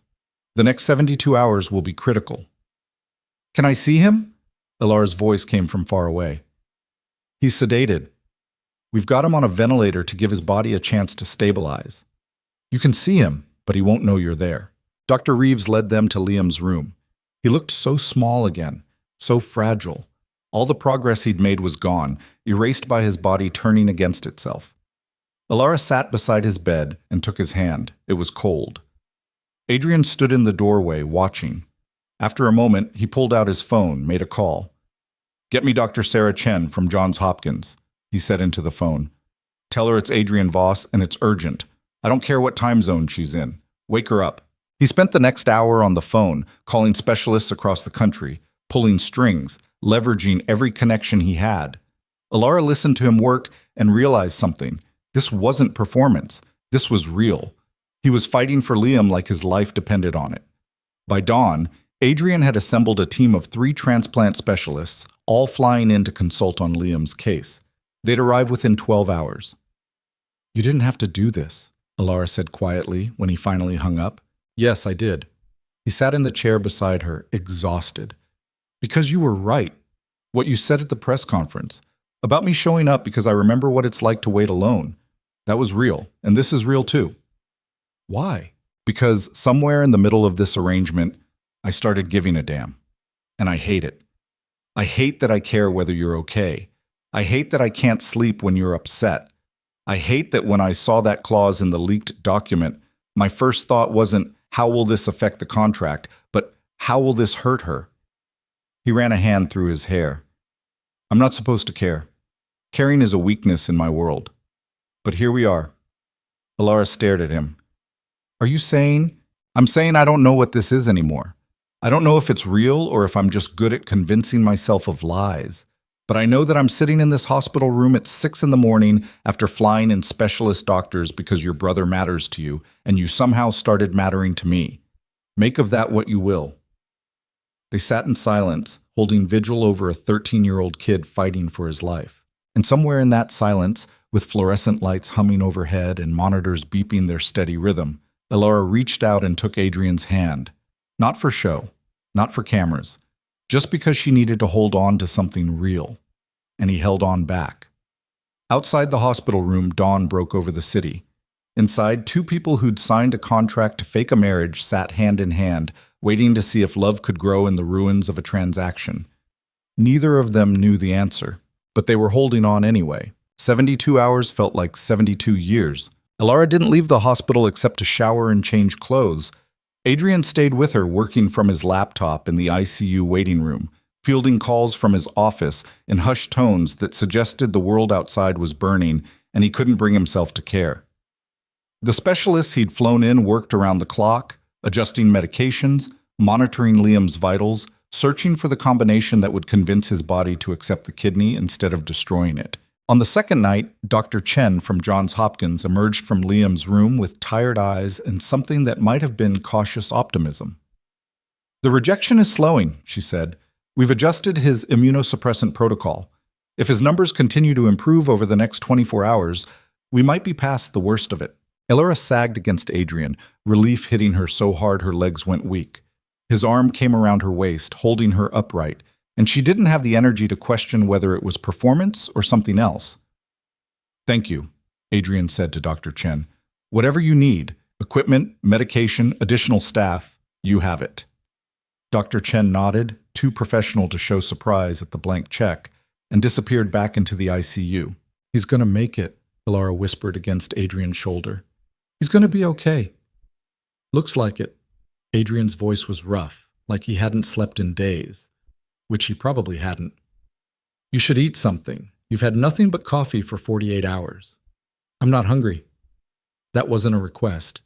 There's a cafeteria on the second floor. We're going." He guided her through the hospital corridors, his hand never leaving the small of her back. They ate terrible sandwiches and worse coffee in a fluorescent-lit cafeteria that smelled like industrial cleaner and desperation. Elora managed 3 bites before pushing her plate away. "I can't stop thinking about that clause," she said quietly. "The one your father leaked." Adrian set down his coffee. "It's not in the contract you signed. It has no legal bearing." "But you wrote it. You considered trapping me here for 3 years." "Yes, I did." He met her eyes, unflinching. "When I first drafted the contract, I was thinking strategically. You were a resource I needed to secure. The clause was insurance against you becoming difficult or trying to leverage your position. It was cold. It was calculating. It was everything my father taught me to be. And then I met you. Watched you sign that contract with hands that wouldn't stop shaking because you were terrified, but you did it anyway. Watched you sit in your brother's hospital room reading Batman comics to a dying kid with a voice that kept breaking, and I realized that trapping you would be, He paused, searching for words. "Wrong. Not illegal, not even impractical, just wrong." Elora studied his face, trying to find the lie, but his expression was open in a way she'd never seen before, exhausted and raw and completely unguarded. "So you removed it," she said. "So I removed it. Had my lawyers draft a new version without any extension clauses. You can walk away after 12 months, no strings, no conditions. That was the deal, and I've kept it. Your father knows that bothers you. That's why he leaked it. He's trying to make me doubt you." "Yes, he's good at finding pressure points." Adrian's jaw tightened. "He's also planning something bigger. That leak was just the opening salvo." "How do you know?" "Because I know him. He doesn't do anything by half measures. If he's moving against us, he's going to hit hard and hit where it hurts most." Elora's phone buzzed. A text from an unknown number. "Check your email. You deserve to know the truth about who you married." Her stomach dropped. "Adrian?" "What?" She showed him the text. His expression went flat and cold. "Don't open it," he said. "It's bait." "What if it's something I need to know?" "Then I'll tell you myself. But whatever's in that email, my father put it there. It's designed to hurt you, to make you doubt me. Don't give him the satisfaction." Elora's finger hovered over her email app. Every instinct screamed that Adrian was right, that opening it would be playing into Victor's hands. But another part of her, the part that had been lied to and manipulated for weeks, needed to know what was being hidden. She opened the email. There was no message, just an attachment. A PDF file labeled voss_background_report_Quinn_e.pdf. Her hands shook as she downloaded it. "Elora, don't..." She opened the file. It was a background check. On her. Pages and pages of her life reduced to bullet points and data. Her employment history, her credit score, her debts, photos of the apartment she'd shared with Jessica, photos of her at work at the diner. photos of her at the hospital with Liam. And at the end, a highlighted section labeled Subject Viability Assessment. Subject demonstrates required characteristics for targeted recruitment: financial desperation, family obligation, low social capital, minimal external support network. Subject's brother's medical crisis provides optimal leverage point. Psychological profile suggests subject will comply with contractual terms due to combination of guilt, fear, and protective instinct toward sibling. Risk of emotional attachment, low.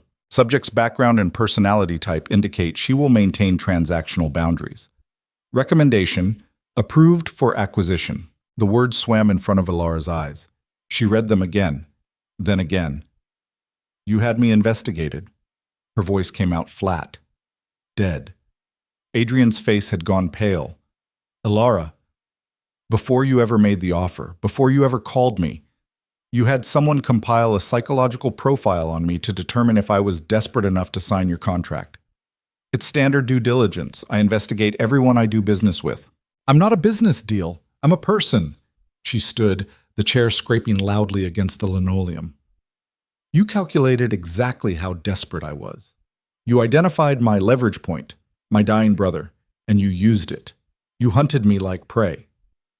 It wasn't like that. Risk of emotional attachment, low. She read the words aloud, voice shaking. You chose me because you thought I was broken enough to sell myself, but damaged enough that I'd never actually care about you. I was the perfect victim, desperate, isolated, easy to control. Adrian stood too, hands raised like he was approaching a wounded animal. When I first started looking for someone to fill the role, yes, I was thinking strategically, but that report was compiled before I met you, before you knew what? That I had feelings? That I was more than data points on a psychological profile? Before I knew you'd matter to me. The words came out like he'd torn them from somewhere deep. Yes, I had you investigated. Yes, I chose you based on that report.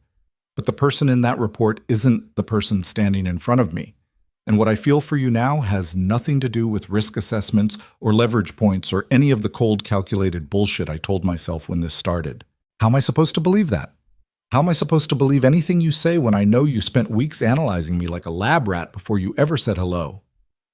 Because I'm standing here telling you the truth. Because I could lie and say the report doesn't exist, but I'm not. Because I've been trying, failing, but trying to be something other than what my father made me. Ilara's phone buzzed again.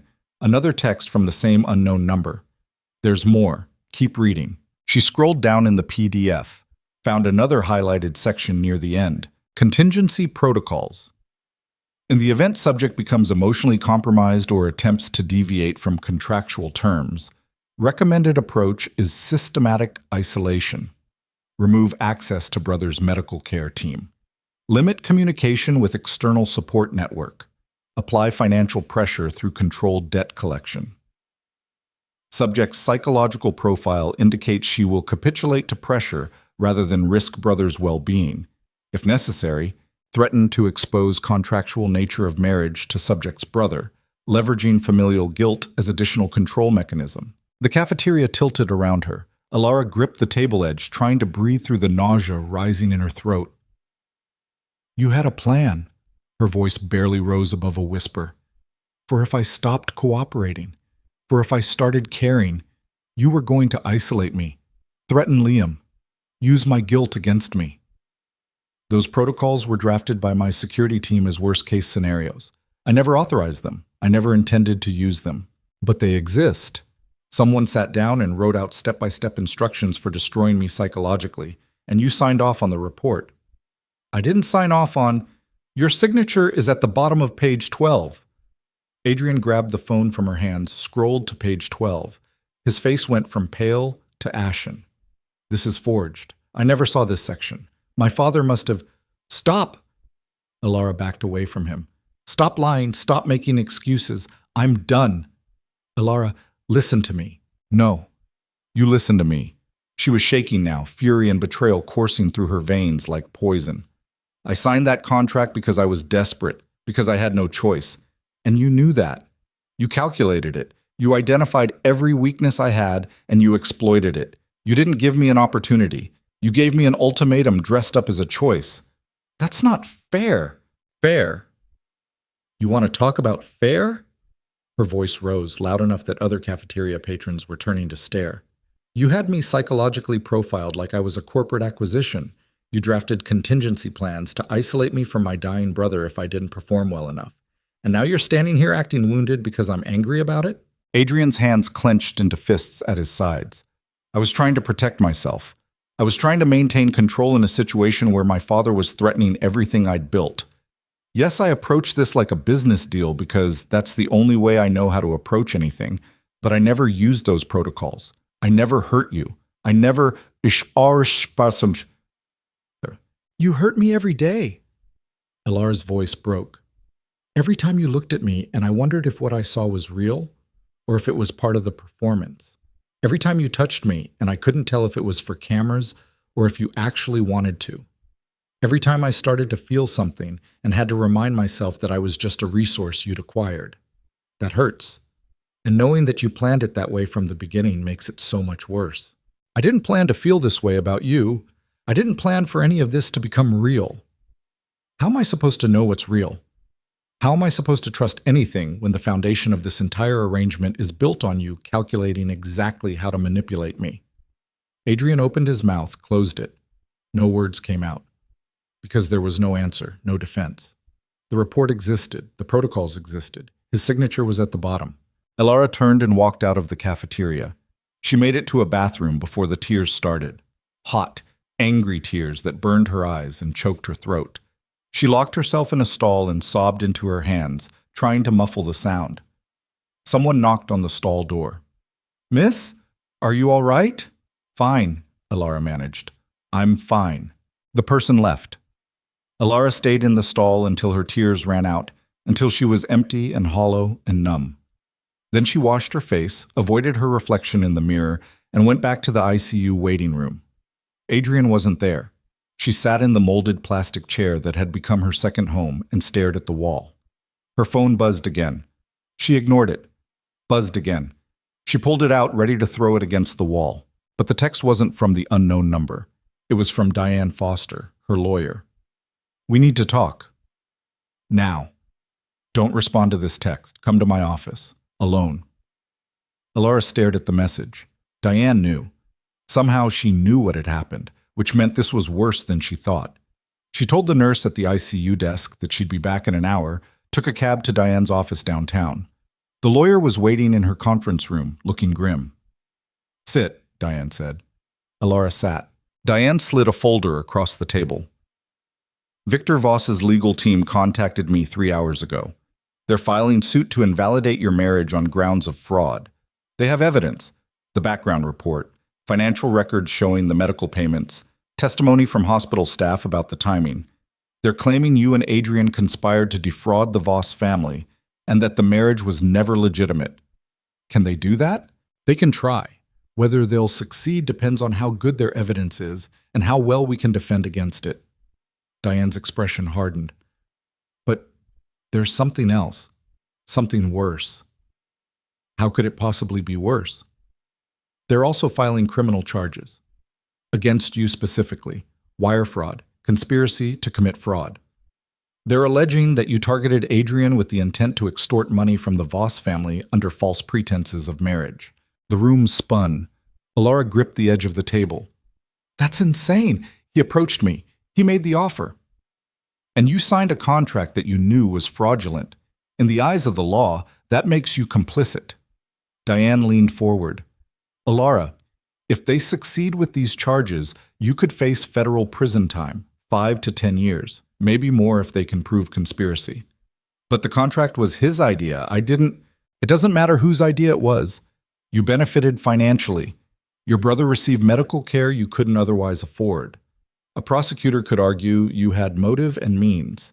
And with Victor Voss's resources behind the case, they'll find the best prosecutors money can buy." Elara couldn't breathe. The walls were closing in. "What do I do?" "You have 2 options. Option 1, fight it. We go to trial, we defend the contract as legitimate. We argue that your marriage is real despite the circumstances of its origin. It'll be expensive, it'll be public, and there's no guarantee we'll win. What's option 2? Diane's expression went carefully blank. You cooperate with Victor's legal team. You testify that Adrian coerced you into the marriage. You provide evidence of his manipulation and fraud. In exchange, they drop the criminal charges and you walk away with immunity. You want me to destroy him. I want you to protect yourself. Adrian Voss is a billionaire with an army of lawyers. You're a former waitress with $57 in your bank account. This fight isn't fair, and you're not going to win it by playing fair. If I testify against him, what happens to Liam's medical care? Diane looked away. The contract becomes void. All financial support ends immediately. So my brother dies. Your brother might die anyway if you're in federal prison and can't advocate for his care. At least this way, you're free. You can work. You can find other options. There are no other options, you know that. I've exhausted every option. Adrian is the only reason Liam is alive. Then you need to decide what you're willing to sacrifice. Your freedom or your brother's life. Because Victor is coming for you, and he's not going to stop until he destroys one of you. Alara stood on shaking legs. I need to think. You have 48 hours. After that, the charges will be filed formally, and it becomes a lot harder to negotiate. Diane walked her to the door. I'm sorry. I know this isn't what you signed up for. What I signed up for was saving my brother's life. Everything else is just details. She left the office, walked 3 blocks before her legs gave out. She sat on a bench in a park she didn't recognize and stared at nothing. People walked past, normal people with normal problems, living normal lives. She envied them so much it hurt. Her phone rang. Adrian. She didn't answer. It rang again. Again. On the 4th call, she picked up. Where are you? His voice was tight, controlled in that way that meant he was barely holding it together. Does it matter? Yes, it matters. My father is moving against us. I just got notification that he's filing suit. We need to coordinate our defense. There is no our defense. There's your defense and my federal prison sentence. Silence. Then, what are you talking about? He's charging me with fraud, wire fraud, conspiracy. My lawyer says I could get 5 to 10 years. Adrian swore viciously. That son of a bitch. He's going after you to get to me. No. He's going after me because I'm the weak link, because I'm expendable, because you calculated that I was desperate enough to sign that contract but too damaged to ever fight back. That's not true, isn't it? You had me profiled. You knew exactly what you were getting. Someone isolated, someone with no resources, someone who couldn't fight back even if she wanted to. Alara, listen to me. I'm not going to let him do this to you. I'll fight this. I'll get the best lawyers money can buy. Your lawyer can't keep me out of prison. The only thing that can keep me out of prison is if I testify against you. If I tell them you coerced me, that you manipulated me, that the marriage was your fraud, not mine. The silence on the other end of the line was absolute. They offered you immunity, Adrian said finally, in exchange for your testimony. Yes, and you're considering it. I'm considering staying out of federal prison. Yes. If you do that, the contract becomes void. Liam's medical care ends. You understand that, right? I understand that if I go to prison, his medical care ends anyway because I won't be there to advocate for him. So either way, he's fucked. The only difference is whether I'm free to at least try to help him. Adrian's breathing was audible through the phone, harsh, uneven. There has to be another way. If there is, I haven't found it, and I'm running out of time. Alara closed her eyes. Why did you do it, Adrian? Why did you choose me? Of all the people you could have approached, why me? Because you were strong enough to survive it, because you had something worth fighting for, because when I read that profile, I saw someone who wouldn't break even when the world tried to break her. And look how well that worked out. Alara, please, don't do this. Don't let him win. He's already won. The moment you signed that background check, he won. The moment I signed that contract, he won. This was always his game. We were just pieces on his board. She hung up, turned off her phone, sat on the bench until the sun started setting and the park emptied and a security guard told her they were closing. She went back to the hospital, sat beside Liam's bed. He was awake now, groggy but aware. The crisis had passed. The rejection was under control. He was going to live. Hey, he said when he saw her. You look like hell. Thanks, troublemaker. You look pretty rough yourself. The doctor said I'm getting better, that I get to go home soon. He paused. Where's home now? Your place or his? Alara's throat tightened. I don't know yet. Ellie, what's going on? And don't say nothing. I can see it in your face. She couldn't tell him, couldn't explain that she'd sold herself to save him, and now that sale was being used to destroy both of them. Just some legal stuff with Adrian's family. Nothing for you to worry about. Is it about the marriage? About it being fake? Alara's eyes snapped to his. What? I'm not stupid. I know you didn't fall in love with some rich guy in 6 months and never mention him once.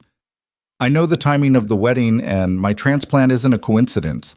I know you did something crazy to save me. Liam's hand found hers. And I know whatever you did, you're regretting it now. I don't regret saving your life. But you regret the cost. The cost doesn't matter. You're alive. That's what matters. It matters to me. His grip tightened. I don't want you to destroy yourself for me. I don't want you to go to prison or lose your life or whatever other horrible thing is happening because you were trying to save mine. How do you know about prison? I heard the nurses talking. They said Adrian's dad is filing charges, that you might get arrested. His voice cracked.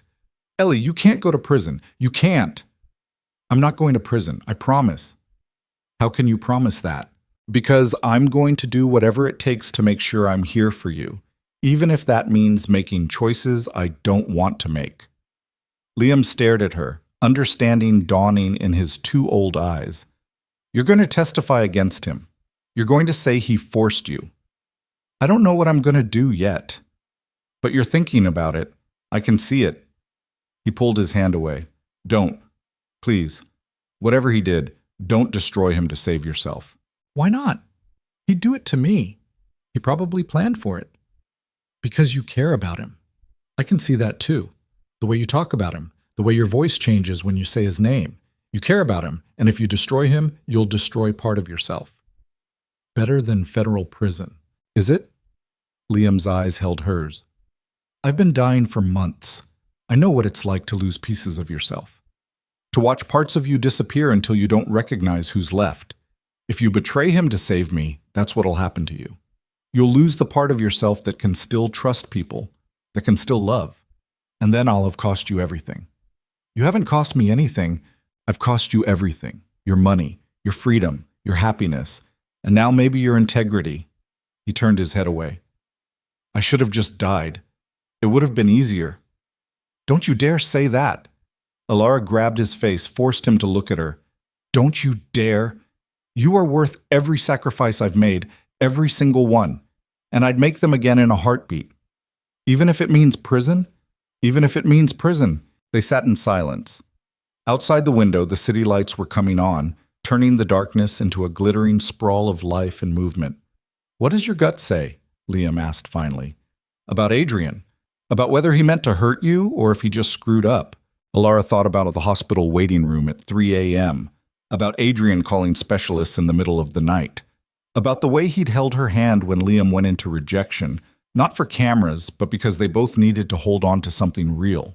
My gut says he's a damaged person who was raised by a monster and learned all the wrong lessons about how to survive, and that somewhere in the middle of this nightmare, he started trying to learn different lessons, better ones.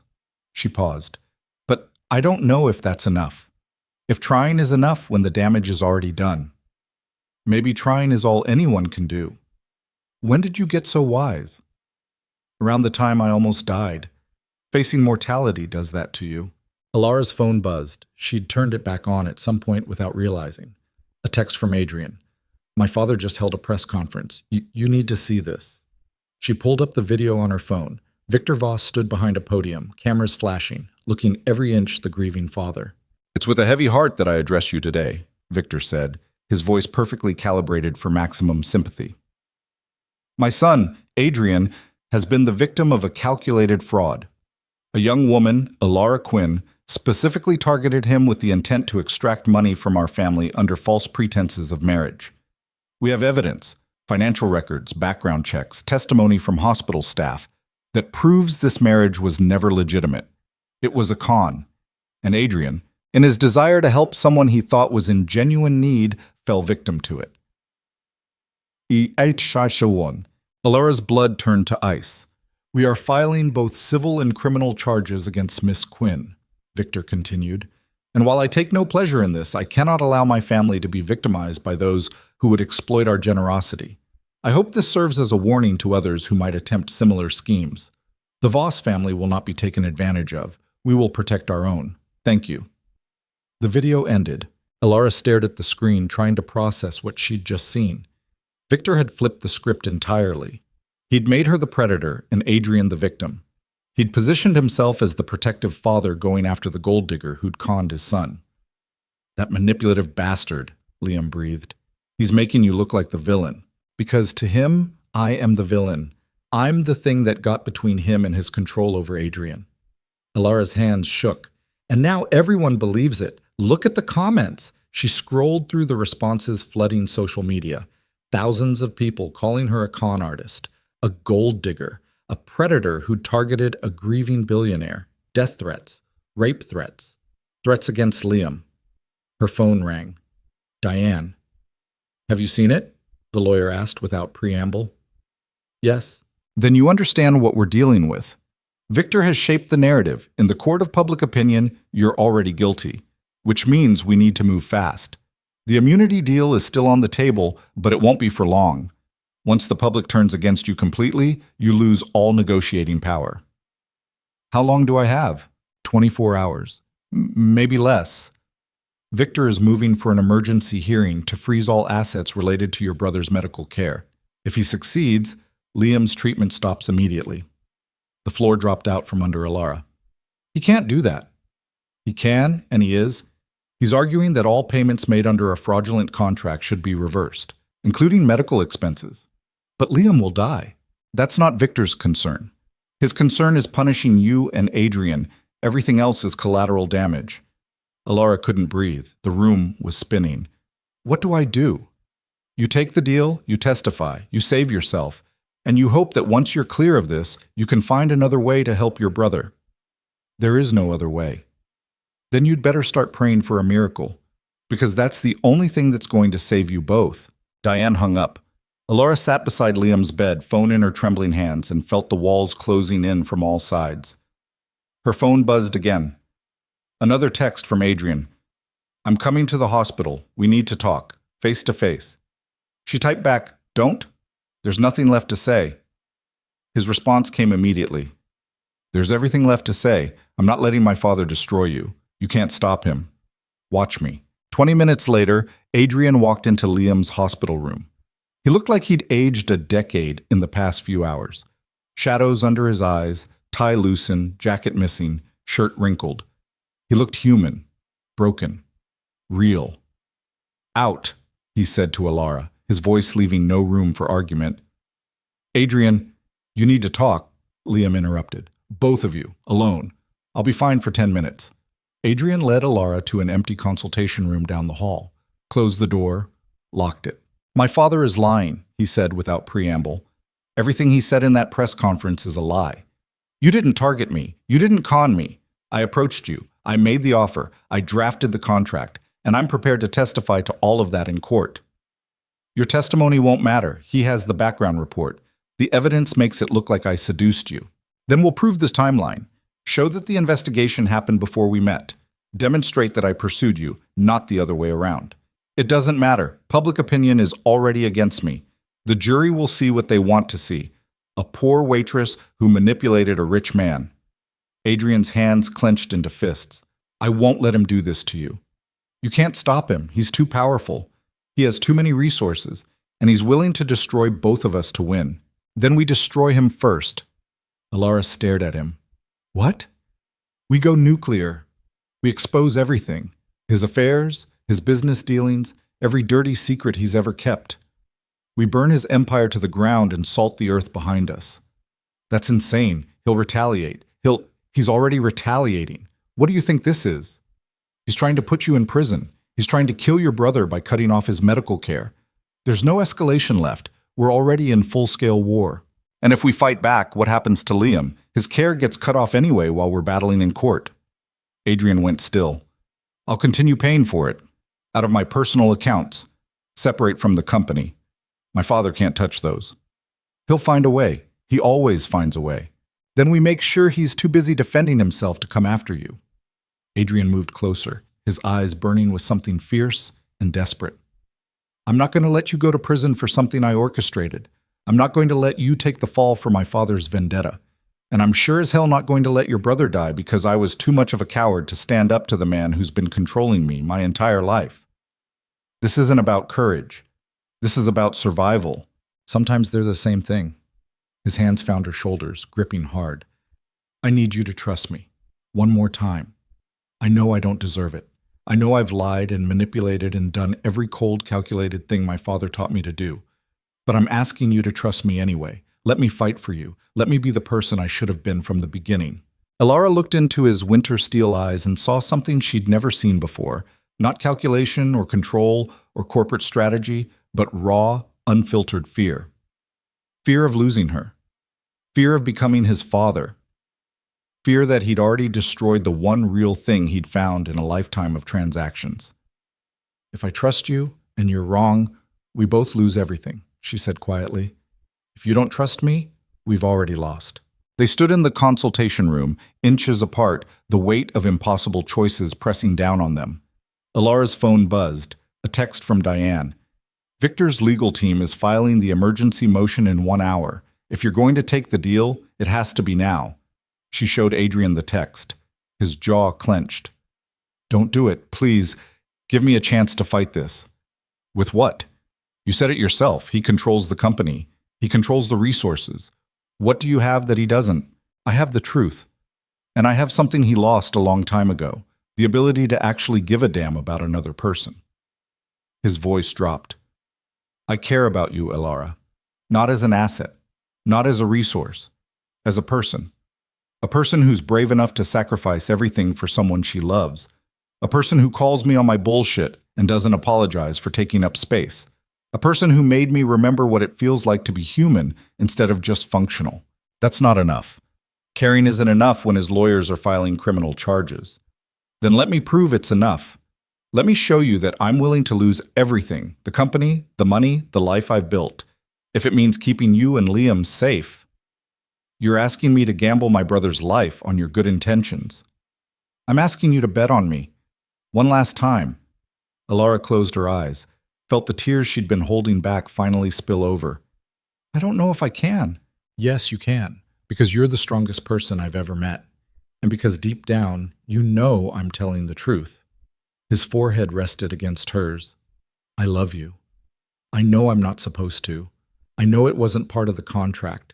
But somewhere between the hospital waiting rooms and the 3 a.m. whiskey and the lies we've been telling everyone else, I fell in love with you. And I'm not going to let my father take that away from me. The words hung in the air between them. Elara opened her eyes, looked into his, and saw something that terrified her more than prison or poverty or any of Victor's threats. She saw the truth. I don't know how to do this, she whispered. I don't know how to trust you when everything started with manipulation. Neither do I, but maybe we figure it out together. Her phone buzzed again. Diane. Time's up. I need your answer. Now. Elara looked at the message, then at Adrian, then back at the message. She thought about Liam, recovering in his hospital bed, about the fluorescent lights and the beeping machines and all the impossible choices that had led her to this moment. She thought about the contract she'd signed with shaking hands, about the background report that had reduced her to data points, about all the ways Adrian had calculated and manipulated and controlled. But she also thought about the way he'd shown up at the hospital at 5 a.m., about the specialists he'd flown in without being asked, about the way his hand had held hers when the world was falling apart. She made her choice. She typed back to Diane. Tell Victor's team I'm not taking the deal, I'm fighting. Diane's response was immediate. Are you insane? You'll lose everything, maybe, but at least I'll lose it fighting instead of running. She showed Adrian the message. The relief that flooded his face was so profound it almost broke her. Thank you, he breathed. Don't thank me yet. We might both end up in prison. Then at least we'll be there together. He kissed her then, not for cameras, not for performance, but because they were out of time and out of options, and maybe, somewhere in the wreckage of this disaster, they'd found something worth fighting for. When they broke apart, both breathing hard, Elara's phone was ringing. Diane again. She didn't answer. Instead, she took Adrian's hand and led him back to Liam's room. Her brother looked up as they entered, saw their clasped hands, and managed a weak smile. "So you're going down swinging," he said. "Looks like it." "Good. I'd expect nothing less." Liam looked at Adrian. "You hurt her again, and I don't care how rich you are or how many lawyers you have. I'll find a way to make you regret it." Adrian's mouth twitched into something almost like a smile. "Noted." Alara's phone exploded with notifications. News alerts, text messages, social media mentions. She glanced at the screen and felt her stomach drop. The headline on every news site was the same. Victor Voss files emergency motion to freeze Alara Quinn's assets. Liam Quinn's medical care in jeopardy. Below it, a statement from Victor's legal team. All financial support for Liam Quinn's ongoing medical treatment will cease effective immediately pending investigation into fraudulent marriage claims. The Voss family will not continue to fund medical care obtained through deceptive means. Alara's vision narrowed to a pinpoint. She couldn't breathe, couldn't think. The room was spinning and she was falling and... "Hey!" Adrian's hand on her face, forcing her to look at him. "Breathe, look at me. Breathe." She gasped in air. Once, twice. "He's cutting off Liam's care," she managed. "Right now, effective immediately." "No, he's not." Adrian pulled out his phone, made a call. "Dr. Reeves? It's Adrian Voss. I need you to listen very carefully. My father is going to call you and instruct you to cease all treatment for Liam Quinn. I need you to ignore that instruction. All of Liam's care will be paid for through my personal accounts, not the company. I'm sending you new account information right now. Use those for all future billing. Understand?" A pause. Then Adrian's shoulders relaxed fractionally. "Thank you. I'll have my lawyer send over the paperwork within the hour." He hung up, looked at Alara. "Liam's care continues. My father can't touch my personal wealth. It's in a trust that was established before he became CEO. He has no legal access. He'll find a way around it. Let him try. I'll tie him up in so much litigation he won't have time to eat." Adrian's expression hardened into something cold and dangerous. "He wants a war? Fine. We'll give him a war." But even as he said it, Alara saw the crack in his armor, the flash of fear in his eyes, because they both knew the truth. Victor Voss didn't lose. He'd spent his entire life building an empire on the backs of people he'd crushed. He had unlimited resources, unlimited connections, and absolutely no conscience. And he'd just declared war on the two people who dared to defy him. Alara looked at Adrian, at Liam, at the hospital room that had become a battlefield, and she realized that no matter what choice she made, someone was going to bleed. The only question was whether she'd bleed alone or standing beside someone who'd learned, too late maybe, that some things were worth more than winning. The war started at dawn. Alara woke to the sound of her phone vibrating against the nightstand in an endless, angry rhythm. She'd fallen asleep in the chair beside Liam's hospital bed. Her neck kinked at an angle that sent pain shooting down her spine when she moved. Adrian was gone, had left sometime in the early morning hours to deal with what he'd called damage control. She picked up her phone.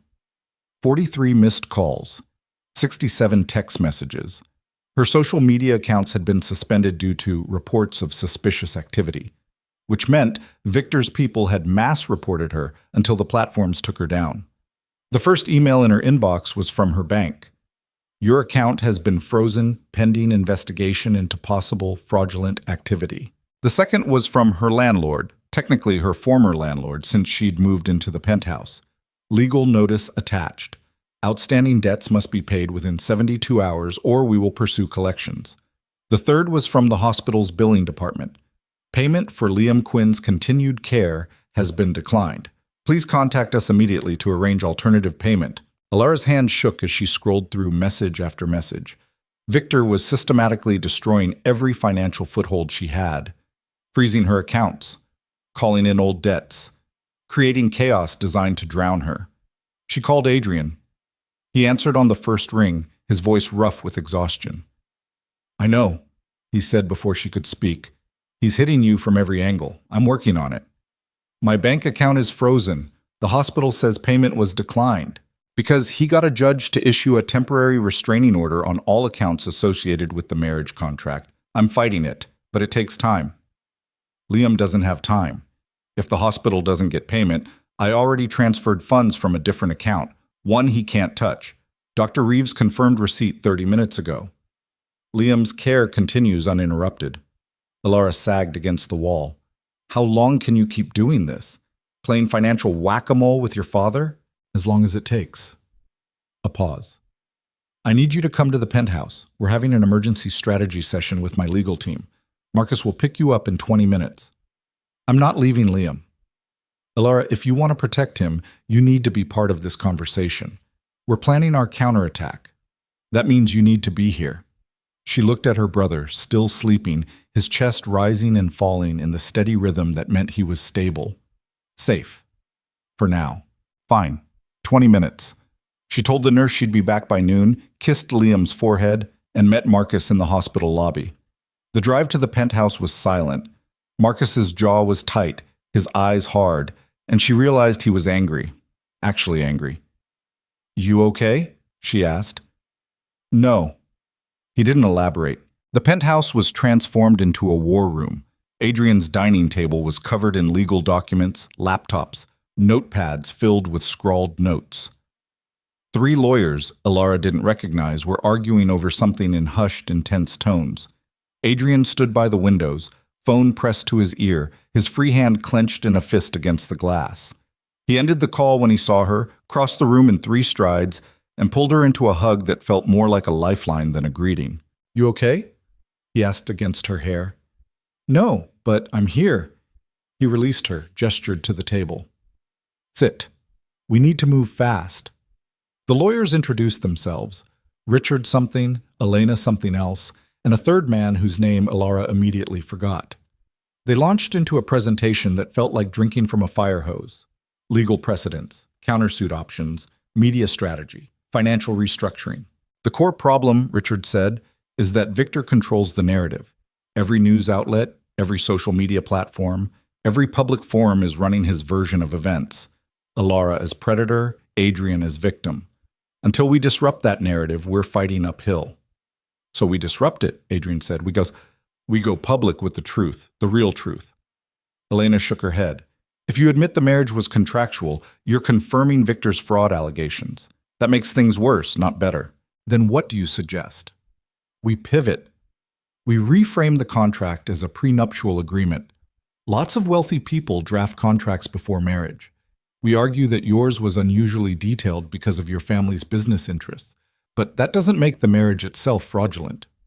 That's a lie, Alara said quietly. All eyes turned to her. It is a lie, she continued. The marriage was contractual from the beginning. We can call it a prenup or reframe it however you want, but the truth is I signed a contract to play his wife for a year in exchange for my brother's medical care. That's the truth. And if we start this counterattack with more lies, we're no better than Victor. Silence fell across the room. Richard cleared his throat. With all due respect, Mrs. Voss, the truth in this case is legally devastating. If you admit to a contractual marriage, you're admitting to fraud. Federal prosecutors will have everything they need to build a case. Then let them build it. At least we'll be telling the truth. The truth will put you in prison. Maybe, but lies will destroy us anyway. Alara looked at Adrian. Your father has built an empire on lies and manipulation. If we fight him using his tactics, we become him. Is that what you want? Adrian's expression was unreadable. What I want is to keep you out of federal prison. And what I want is to stop living in a world where everything is performance and calculation and strategy.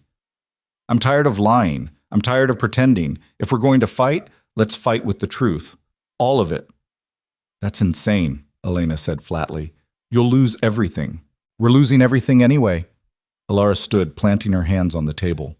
Look at what's happening. He's frozen my accounts. He's calling in debts. He's turned the entire world against me. And you're sitting here talking about reframing and pivoting and spinning the narrative like we're launching a product instead of fighting for our lives. I'm done with spin. I want to tell the truth and let the consequences land where they land. Adrian stared at her. Then slowly he smiled. Not the polite corporate smile or the controlled performance smile, but something real and sharp and dangerous. You're right, he said. Richard sputtered. Adrian, you can't be serious. I'm completely serious. We've been playing my father's game, fighting on his terms, using his weapons. And we're losing. So we changed the game. He turned to his lawyers. Draft a new statement. Full disclosure, the contract, the arrangement, the fact that it started as a transaction and became something else. Everything. That's career suicide, Elena said. The board will remove you immediately. Let them. I'm tired of letting my father dictate my life through fear of losing a company I never wanted to run in the first place. Adrian looked at Alara. You were willing to sacrifice your freedom to save your brother.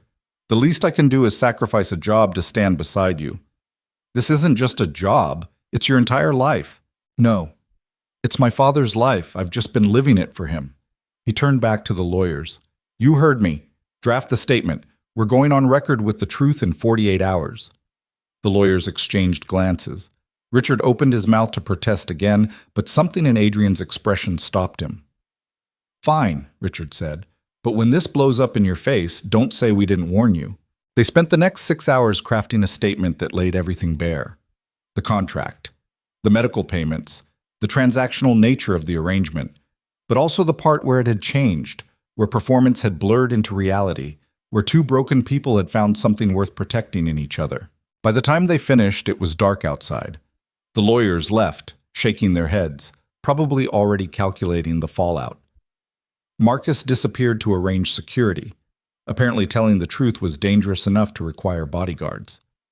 Alara and Adrian stood alone in the war room, surrounded by the evidence of their systematic dismantling of everything they'd built. This is crazy, Alara said. Completely. We're going to lose everything. Probably. Your father is going to destroy us. He's going to try. Adrian moved closer, his eyes holding hers. But here's the thing he never understood. Some things are worth losing everything for, and you're one of them. Before she could respond, her phone rang. Liam's hospital. Her heart stopped. Hello? Miss Quinn, this is Dr. Reeves. I need you to come back to the hospital now. What's wrong? Is Liam? He's stable, but there's been a development. Victor Voss showed up an hour ago with a court order demanding access to Liam's medical records. Security stopped him, but he's threatening to come back with police. Alara's blood turned to ice. He's going after Liam directly. It appears so. I think you should be here. And you should bring security. She hung up, looked at Adrian. Your father's at the hospital. He's trying to get to Liam. Adrian's expression went from concern to murderous in the space of a heartbeat. Marcus, he shouted. Marcus appeared from wherever he'd been lurking. Sir? We need to get to County General, now, and call our security team. I want them there in 15 minutes. The drive to the hospital was a blur of city lights and racing thoughts. Alara's leg bounced uncontrollably, her hands clenched into fists. Adrian made call after call, arranging lawyers, security, whatever resources he could mobilize. They arrived to find Victor Voss in the hospital lobby, surrounded by his own security team and 2 police officers. He looked calm, collected, like a man who'd already won. Adrian, he said with a smile that didn't reach his eyes. And the lovely Alara. How convenient. We can discuss this all together. You're not getting anywhere near her brother, Adrian said, positioning himself between his father and the elevators. I'm not trying to harm the boy. I'm simply ensuring that my family's resources aren't being misused to support a fraudulent arrangement. Victor held up a document. This is a court order granting me access to Liam Quinn's medical records to verify that the expenses claimed in your contract actually correspond to legitimate medical treatment. You know they do. You're just trying to intimidate Alara. I'm protecting my family from a con artist. Victor's eyes shifted to Alara, cold and calculating. Tell me, my dear, how does it feel to use a dying child as leverage, to exploit his suffering for financial gain? The words hit like a slap.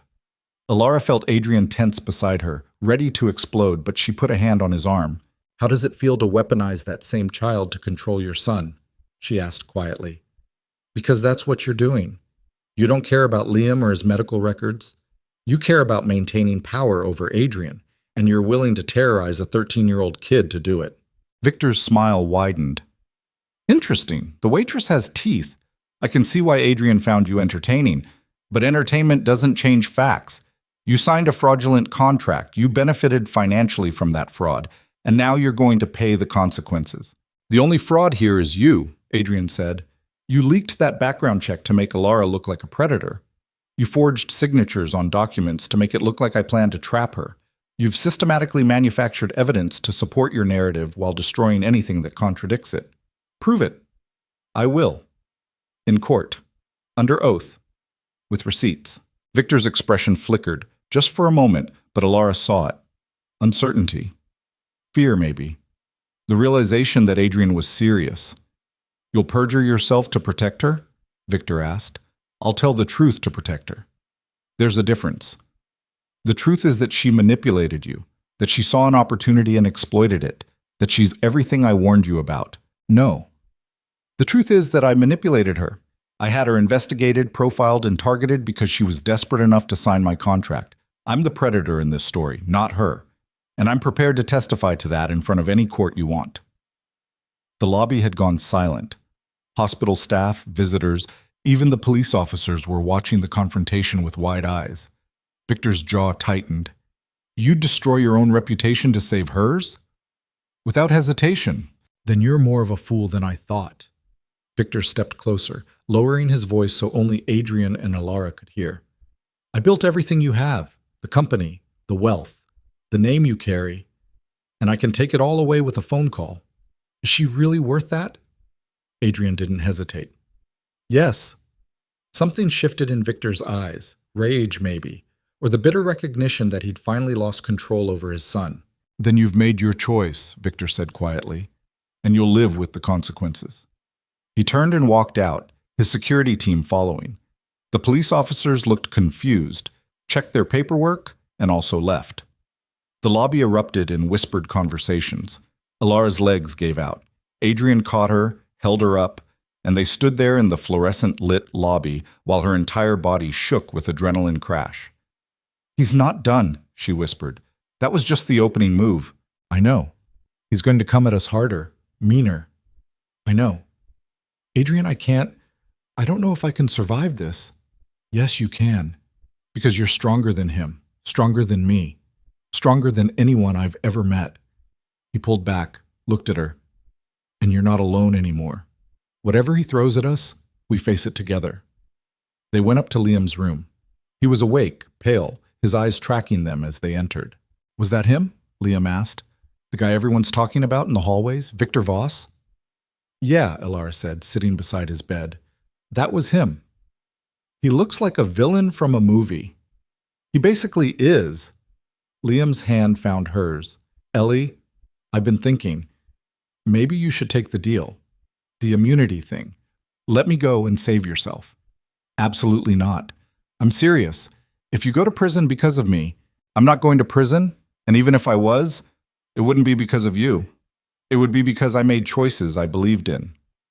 She squeezed his hand. You don't get to sacrifice yourself to save me. That's my job. Pretty sure siblings are supposed to protect each other. Then we're doing it right. Adrian's phone buzzed. He checked it, and his expression went dark. It's starting. What is? He showed her the screen, news alerts flooding in, all with the same headline. Victor Voss announces board vote to remove Adrian Voss as CEO. Emergency meeting scheduled for tomorrow. Below that, a statement from Victor's PR team. In light of recent revelations regarding Adrian Voss's judgment and decision-making capabilities, the board of directors has agreed to convene an emergency session to review his position as chief executive officer. The Voss family remains committed to the integrity and stability of Voss Industries. He moved up the timeline, Adrian said quietly. He was supposed to wait until next month. He's accelerating because he knows we're planning to go public with the truth. Can he actually remove you? If he gets enough board votes, yes. He controls 3 seats directly. He needs 4 more to reach majority, and he's very good at convincing people to vote his way. Alara felt the trap closing around them. So while we're preparing to tell the truth, he's removing your ability to fight back. That's the plan. What do we do? Adrian's eyes met hers, and she saw the decision crystallize in them. We move up our timeline too. We go public tonight, before the board meeting, before he can control the narrative any further. Tonight, your lawyers said 48 hours. My lawyers aren't the ones about to lose everything. I am, and I'm not waiting for my father to take the first shot. He started making calls. Richard, forget the 48-hour timeline. We're releasing the statement in 3 hours. I don't care if it's not polished. I don't care if we haven't vetted every word. We're going public tonight." Richard's voice came through the speakerphone, loud and alarmed. "Adrian, that's insane. We haven't prepared for the media backlash. We haven't coordinated with PR. We haven't got time. My father is moving the board vote to tomorrow. If we don't get ahead of this, we lose any chance of controlling the story." Adrian's voice was steel. "Draft the statement. Send it to every major outlet. I want it published by midnight." "This is career suicide." "So you've said." "Repeatedly. But my career was dead the moment my father decided I was more valuable as a puppet than a person. At least this way, I go out telling the truth." He hung up, started making more calls, his CFO, his head of operations, key allies on the board. One by one, he told them what was happening. Some pledged support. Others hung up. A few promised to consider their position.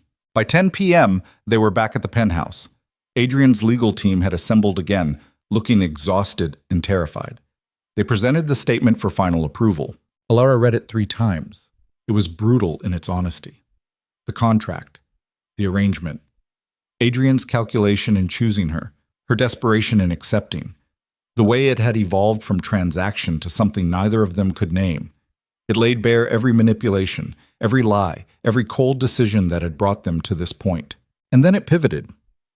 It talked about choice, about how 2 people who'd started in the worst possible way had chosen to become something better, how they'd chosen truth over performance, how they were choosing each other over the empire Victor had built on lies. "It's good," Alara said quietly. "It's really good." "It's also a confession," Richard warned. "Federal prosecutors could use every word as evidence." "Let them." Adrian signed the approval. "Send it." Richard hesitated, then nodded to Elena. She hit send. The statement went out to 50 different media outlets simultaneously, accompanied by scans of the original contract, financial records, and a timeline of events. Then they waited. The first response came at 10:47 p.m. A major news network picked it up, published it with the headline, "Adrian Voss confesses, I bought a wife." Billionaire heir admits to contractual marriage arrangement.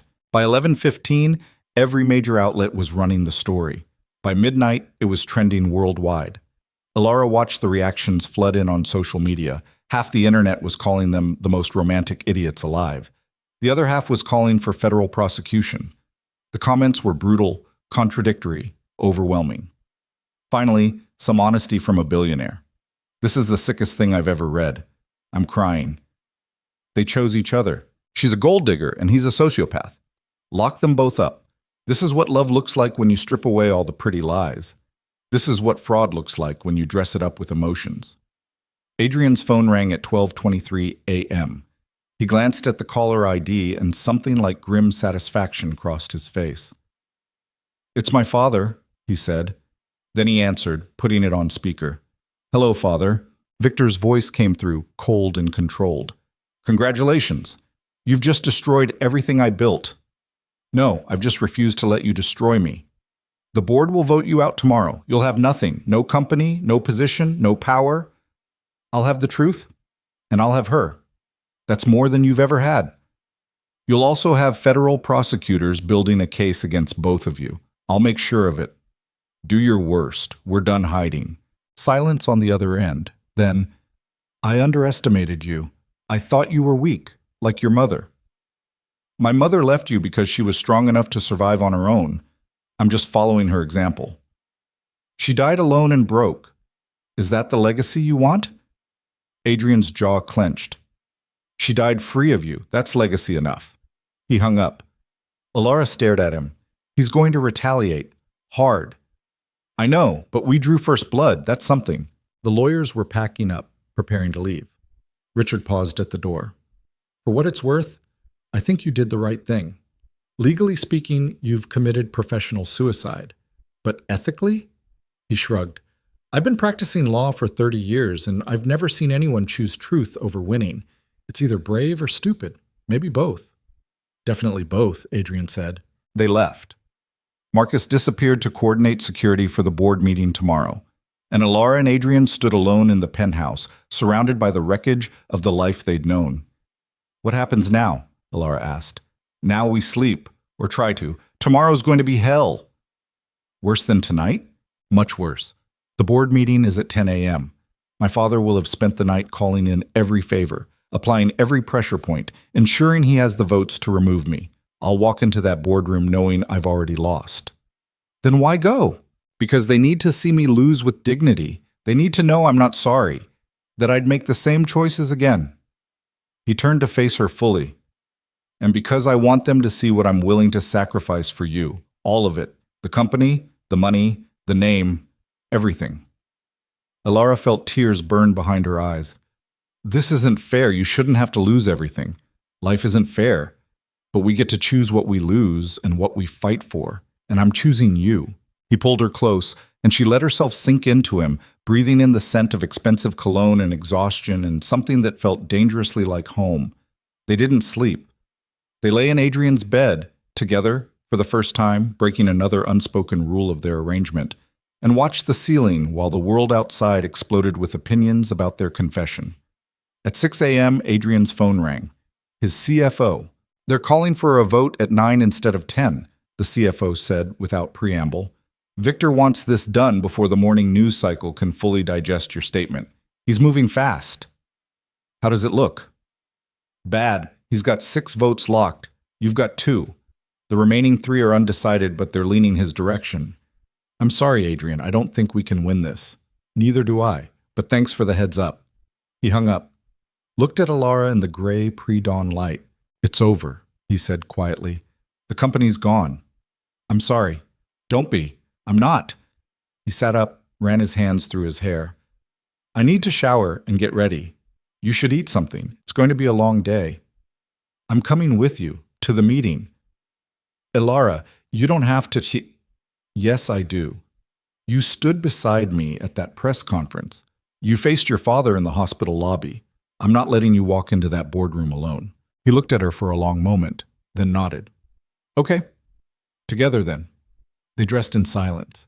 Adrian in another expensive suit that would probably be the last one he wore as CEO. Alara in the blue dress she'd worn to the first fundraiser because it felt right to come full circle. Marcus drove them to Voss Industries headquarters. The building looked the same as always, glass and steel and imposing wealth. But it felt different now, like a monument to something already dead. The boardroom was on the 40th floor, floor-to-ceiling windows, a table that could seat 20. Portraits of previous Voss CEOs lining the walls, Adrian's grandfather, his great-grandfather, and at the far end, Victor himself. The board members were already assembled when they arrived. 10 people in expensive suits, avoiding eye contact, shuffling papers nervously. Victor sat at the head of the table, looking calm and satisfied. Adrian, he said, and Mrs. Voss, how, unexpected. This is a closed board meeting.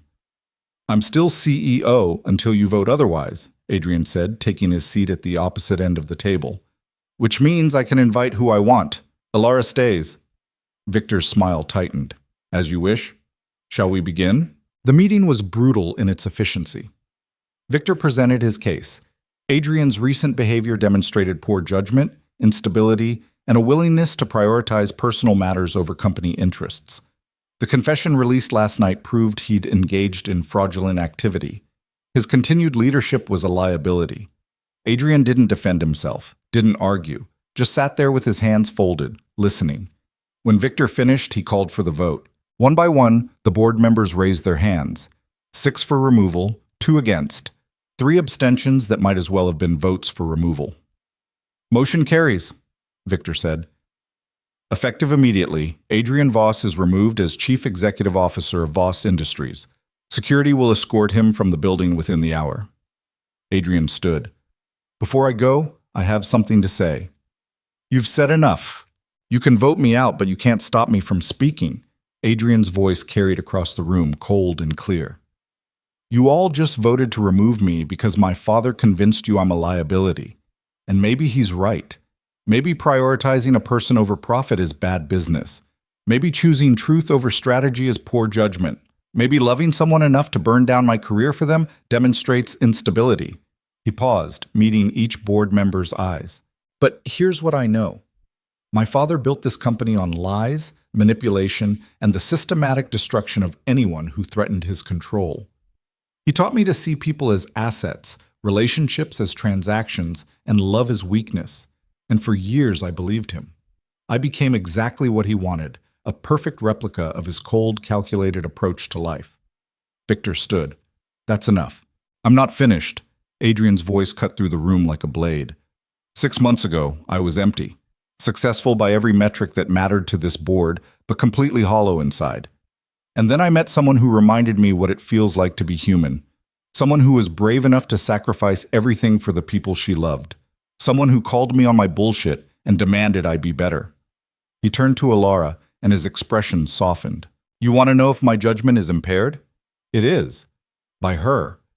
By the realization that some things are worth more than quarterly earnings and stock prices and maintaining the Voss family legacy. You want to remove me for that? Fine. But know that I'll walk out of here with more than I ever had sitting in this chair.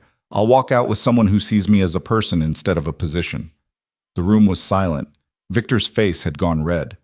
Are you quite finished with your dramatic speech? Almost. Adrian pulled an envelope from his jacket, set it on the table. My formal resignation, effective immediately. You don't have to remove me. I'm leaving. He walked around the table, offered his hand to Alara. She took it, stood, and they walked toward the door together. You'll regret this, Victor called after them. Both of you. I'll make sure of it. Adrian paused in the doorway, looked back. You know what the difference is between us, Father? When you destroy people, they stay destroyed. When you tried to destroy her, she got stronger. When you tried to destroy us, we chose each other. You can take the company, the money, the name, but you can't take what we built from the ashes of your manipulation. They left. Security was waiting in the hallway with boxes for Adrian's office. He collected his things with mechanical efficiency. Awards he didn't care about, photos of events he barely remembered. The trappings of a life he'd never wanted. When they reached the lobby, a crowd of reporters was waiting. Cameras flashed. Questions came like machine gun fire. Adrian, do you regret the confession?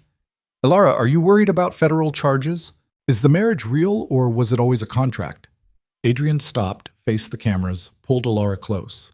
The marriage started as a contract, he said clearly, a transaction between two desperate people. But it became real. How real? Real enough that I just walked away from a billion-dollar company to protect her. Real enough that we're standing here together, knowing that federal prosecutors are probably watching this footage and building a case against us, and we don't care. Because some things are worth losing everything for. He kissed her then, in front of the cameras, the reporters, the world. And Alara kissed him back, tasting salt from tears she didn't know she'd cried. When they broke apart, the cameras were still flashing, the questions still coming. But none of it mattered.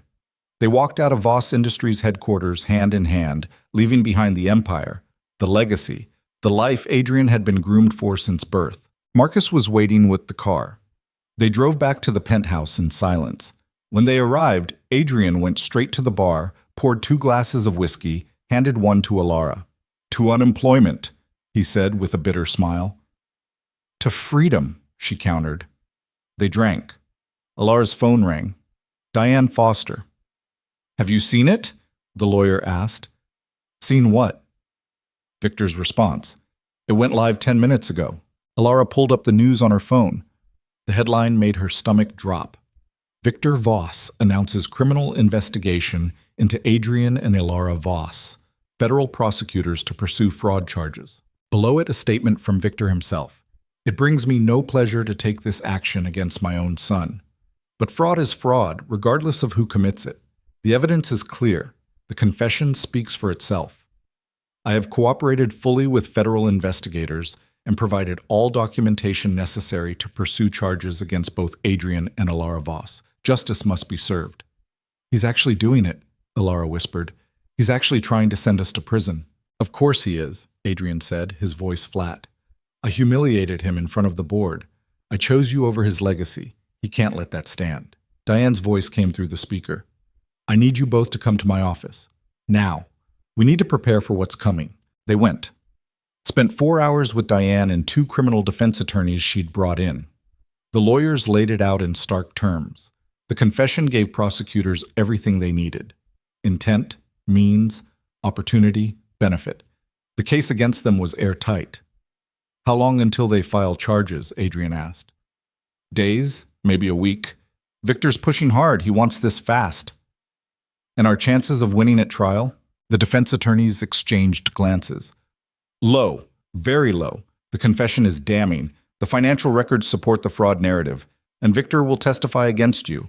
A jury will see a rich man who tried to game the system and a poor woman who helped him do it.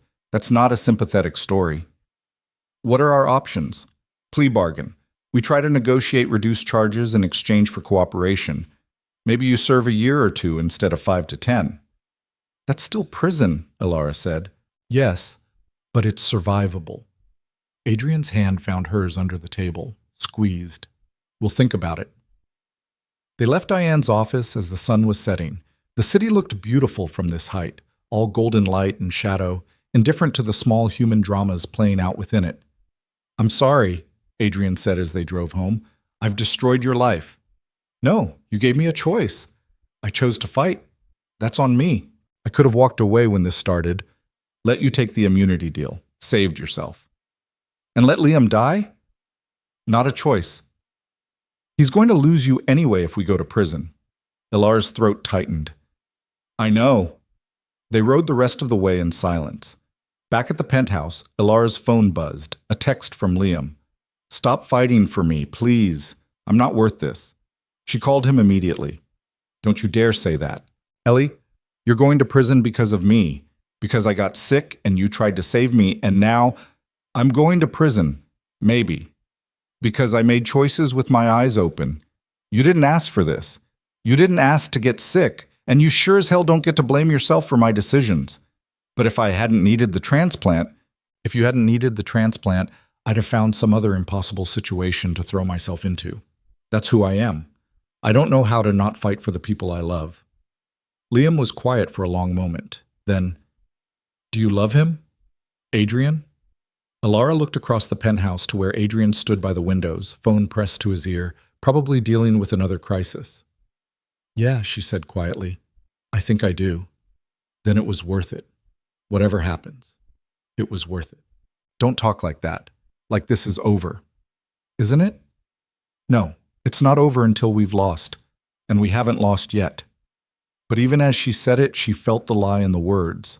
They had lost. Victor had won. The only question now was how much damage they'd sustain before the final blow landed. She hung up with Liam, walked to where Adrian stood. He ended his call, turned to her. My legal team, he said. They're estimating federal charges will be filed within 72 hours. Wire fraud, conspiracy, possibly tax evasion if they can make it stick. So this is it. The end. Looks like it. He pulled her close, rested his forehead against hers. I'm sorry I couldn't protect you from this. You did protect me. You stood beside me. You chose me over everything else. That's more than anyone's ever done. They stood there in the dying light, holding each other, waiting for the world to come crashing down around them. Adrian's phone buzzed. He ignored it, buzzed again. Finally, he checked it. His expression shifted from resignation to shock. What? Ilara asked. It's Marcus. He says I need to turn on the news, Channel 7, right now. Adrian grabbed the remote, turned on the television. The anchor was mid-sentence. Shocking development in the Voss family saga. We're now receiving reports that Victor Voss himself is under federal investigation for corporate fraud, tax evasion, and racketeering. Sources close to the investigation say that Adrian Voss's confession last night triggered a deeper probe into Voss Industries' business practices. And what investigators found was... The anchor paused, pressing her earpiece. We're going live to a statement from the U.S. Attorney's Office. The screen cut to a federal prosecutor standing behind a podium. Today, we are announcing a 40-count indictment against Victor Voss and 3 members of the Voss Industries Board of Directors. The charges include securities fraud, wire fraud, money laundering, and obstruction of justice. Our investigation, which began following Adrian Voss's public statement last night, has uncovered evidence of systematic fraud dating back over 2 decades. Mr. Victor Voss will be taken into custody within the hour. The room spun. Ilara grabbed Adrian's arm to steady herself. What? She couldn't form words. How? Adrian was staring at the television like it was speaking a language he didn't understand. Then slowly, he started to laugh. Not a happy laugh. A bitter, disbelieving sound that bordered on hysteria. He tried to destroy us, Adrian said, and instead we destroyed him. The prosecutor was still talking. We want to be clear that Adrian Voss and Alara Voss are not targets of this investigation. While their contractual marriage arrangement raises ethical questions, it does not rise to the level of criminal fraud. However, their confession provided crucial information that helped us uncover the larger criminal enterprise. Alara's legs gave out. She sank onto the couch, unable to process what she was hearing. They weren't being charged. Victor was. Her phone exploded with notifications, text messages, calls, social media mentions. The world was losing its mind over the news. Adrian's phone rang. He answered, listened, then looked at Alara with an expression she couldn't read. That was the board, he said quietly. Victor's been removed as chairman. They're asking me to come back as CEO. What did you say? I said I'd think about it. He set the phone down, moved to sit beside her. But I don't think I want it. The company, the position, all of it. I spent my whole life trying to be what my father wanted, and it nearly destroyed both of us. I don't want to go back to that. So what do you want? Adrian looked at her, really looked at her, and she saw everything in his eyes, the exhaustion, the relief, the tentative hope that maybe, somehow, they'd survived. I want to start over, he said. With you. No contracts. No, I want to start over, Adrian said. With you. No contracts, no performances, no obligations except the ones we choose. Alara stared at him, trying to process the whiplash of the last 24 hours. They'd confessed to fraud.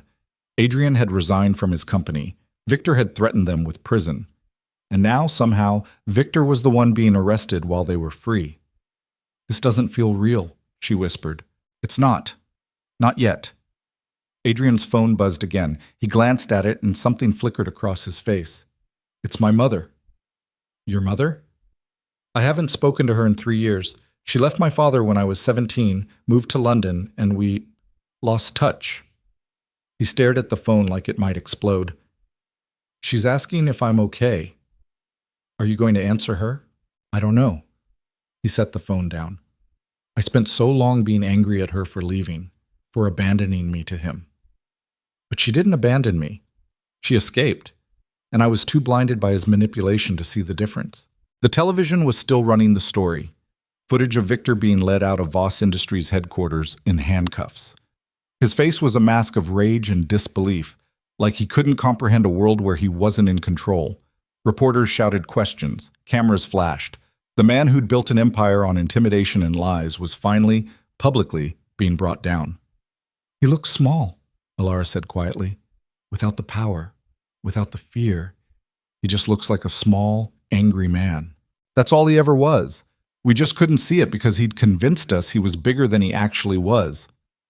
Adrian turned off the television. The silence that followed felt enormous. What happens now? To us? I don't know. I haven't thought past surviving the next crisis. Maybe that's the problem. Maybe we've been so focused on survival that we forgot to think about what comes after. Alara's phone rang. The hospital. Her heart lurched. Miss Quinn? Dr. Reeves' voice came through, and for once he sounded pleased. I wanted to let you know that Liam's latest blood work came back perfect. His kidney function is excellent. His body has fully accepted the transplant. Barring any unforeseen complications, he's going to make a complete recovery. The words hit her like a physical blow.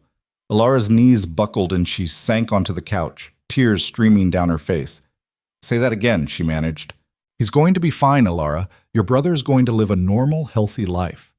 She couldn't speak, could only nod, even though Dr. Reeves couldn't see her. Adrian's hand found hers squeezed, and she held on like he was the only thing keeping her anchored to the earth. Thank you, she finally choked out. Thank you for everything. Thank Mr. Voss.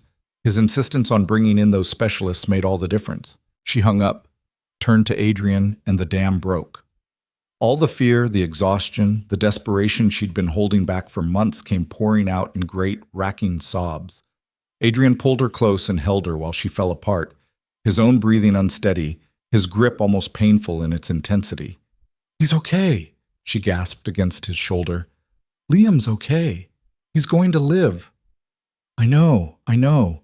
They sat there on the expensive couch in the sterile penthouse and cried together for everything they'd lost, everything they'd survived, and everything they still didn't know how to name. When Alara finally pulled herself together, her face was swollen and her throat was raw. Adrian looked equally destroyed, his eyes red-rimmed, his careful control completely shattered. I need to see him, Alara said. I need to see Liam. Right now. I'll drive you. They made it to the hospital in record time. Liam was sitting up in bed, color in his cheeks, looking more alive than he had in months.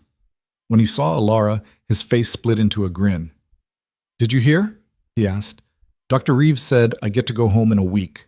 Actual home, not hospital home. I heard. Alara sat beside his bed, took his hand. You scared the hell out of me, you know that? Yeah, well, you scared the hell out of me too.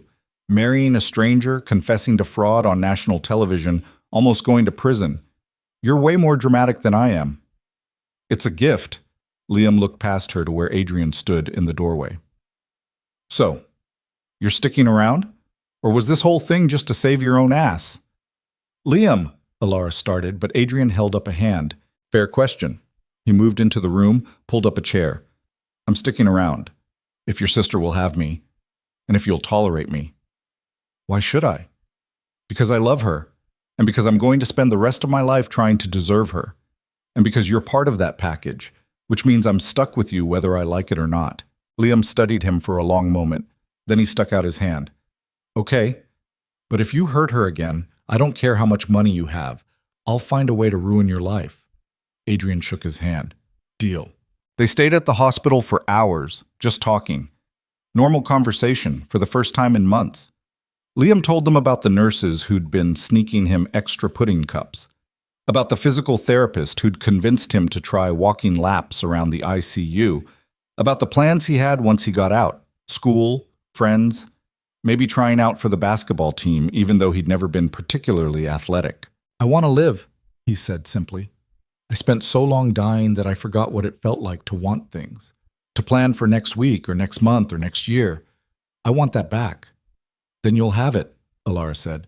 Whatever you want, however I can help. I want you to be happy. That's what I want. Liam looked at Adrian. Both of you. You fought so hard to save me. Now I want you to fight just as hard to save yourselves. When visiting hours ended, Alara kissed her brother's forehead and promised to be back tomorrow. Adrian shook his hand again, and they left together, stepping out into a cold night that felt, somehow, less hostile than before. What do we do now? Alara asked as they drove back through the city. I don't know. For the first time in my life, I genuinely don't know. Adrian's hands tightened on the steering wheel. I've always had a plan, a strategy, a calculated next move. But right now, I have nothing except you and a penthouse I'm not sure I even want anymore. What do you want? Honestly, I want to disappear. Take you somewhere far away from all of this. Start over where no one knows our names or our history or the fact that we confessed to fraud on national television. That sounds nice. Completely impossible, but nice. Why impossible? Because we can't just run away. You have legal issues to resolve. I have Liam to take care of. I don't even know what we have, but we can't just abandon it. Adrian was quiet for a long moment. Then, what if we could? What if we resolved everything here? The legal stuff, Liam's ongoing care, all of it, and then we just left, started fresh somewhere else? You'd really do that? Give up New York, the company, everything you know? The company already fired me. New York is just a city, and everything I know is tied to a life I don't want anymore. He glanced at her. I'm serious, Alara. What if we took the next year, the year you were supposed to give me anyway, and we actually lived it? No contracts, no obligations, just figuring out who we are when we're not performing. The idea should have terrified her, should have seemed reckless and impractical and completely insane. But instead, it felt like the first real breath she'd taken in months. Where would we go? She asked. Anywhere. Everywhere. We could travel, see the world, figure out what we actually want instead of what we've been told to want. That sounds expensive. I still have money, quite a lot of it actually. My personal wealth is separate from the company. We could live comfortably for years without touching the principal. And Liam? We bring him with us once he's recovered. He deserves to see the world too. Deserves to make up for all the time he spent in hospital beds. Alara turned the idea over in her mind, examining it from every angle, looking for the trap, the catch, the hidden clause that would turn this dream into another nightmare. But she couldn't find one. Okay, she said quietly. Adrian's head snapped toward her. Okay? Okay. Let's do it. Let's disappear for a while, figure out who we are when we're not drowning. He pulled the car over. They were on some side street in a neighborhood Alara didn't recognize, and turned to face her fully. Are you sure? Because once we do this, there's no going back to the way things were. I don't want to go back. I want to go forward with you, wherever that leads. Adrian kissed her then, urgent and desperate and real, and Alara kissed him back, tasting salt and hope, and the terrifying possibility of a future they'd build themselves. When they broke apart, both breathing hard, Adrian rested his forehead against hers. I love you. I know I've said it before, but I need you to know I mean it. Not as part of a performance, not as a strategy. Just, I love you. I love you too. Even though you're an emotionally stunted corporate robot who had me psychologically profiled before we met, especially because of that, despite that. But I'm working on forgiving you for it. I'll take it. They drove back to the penthouse. Alara was exhausted, running on fumes and adrenaline and the fragile hope that maybe, somehow, they'd survive the worst of it. But the worst wasn't quite over. They were in the elevator, rising toward the penthouse, when Adrian's phone rang. His lawyer, Richard. Adrian, we have a problem. Richard's voice was tight, controlled in that way that meant he was barely containing panic. Victor's legal team is claiming that his arrest was orchestrated by you. They're saying you fed false information to federal investigators to frame him for crimes he didn't commit. That's insane. I didn't feed them anything. They found the evidence on their own after our confession triggered their investigation. I know that, you know that, but Victor's lawyers are very good at creating doubt. They're filing for immediate release, claiming the evidence was obtained through fraud. And if they succeed, Victor walks free and potentially comes after you with renewed fury. The kind of fury that comes from a man who is publicly humiliated and arrested. Alara felt the fragile hope drain away. Of course it wasn't over. Of course Victor had one more move to make. Adrian's jaw clenched. What do? We fight. But Adrian, if they manage to get the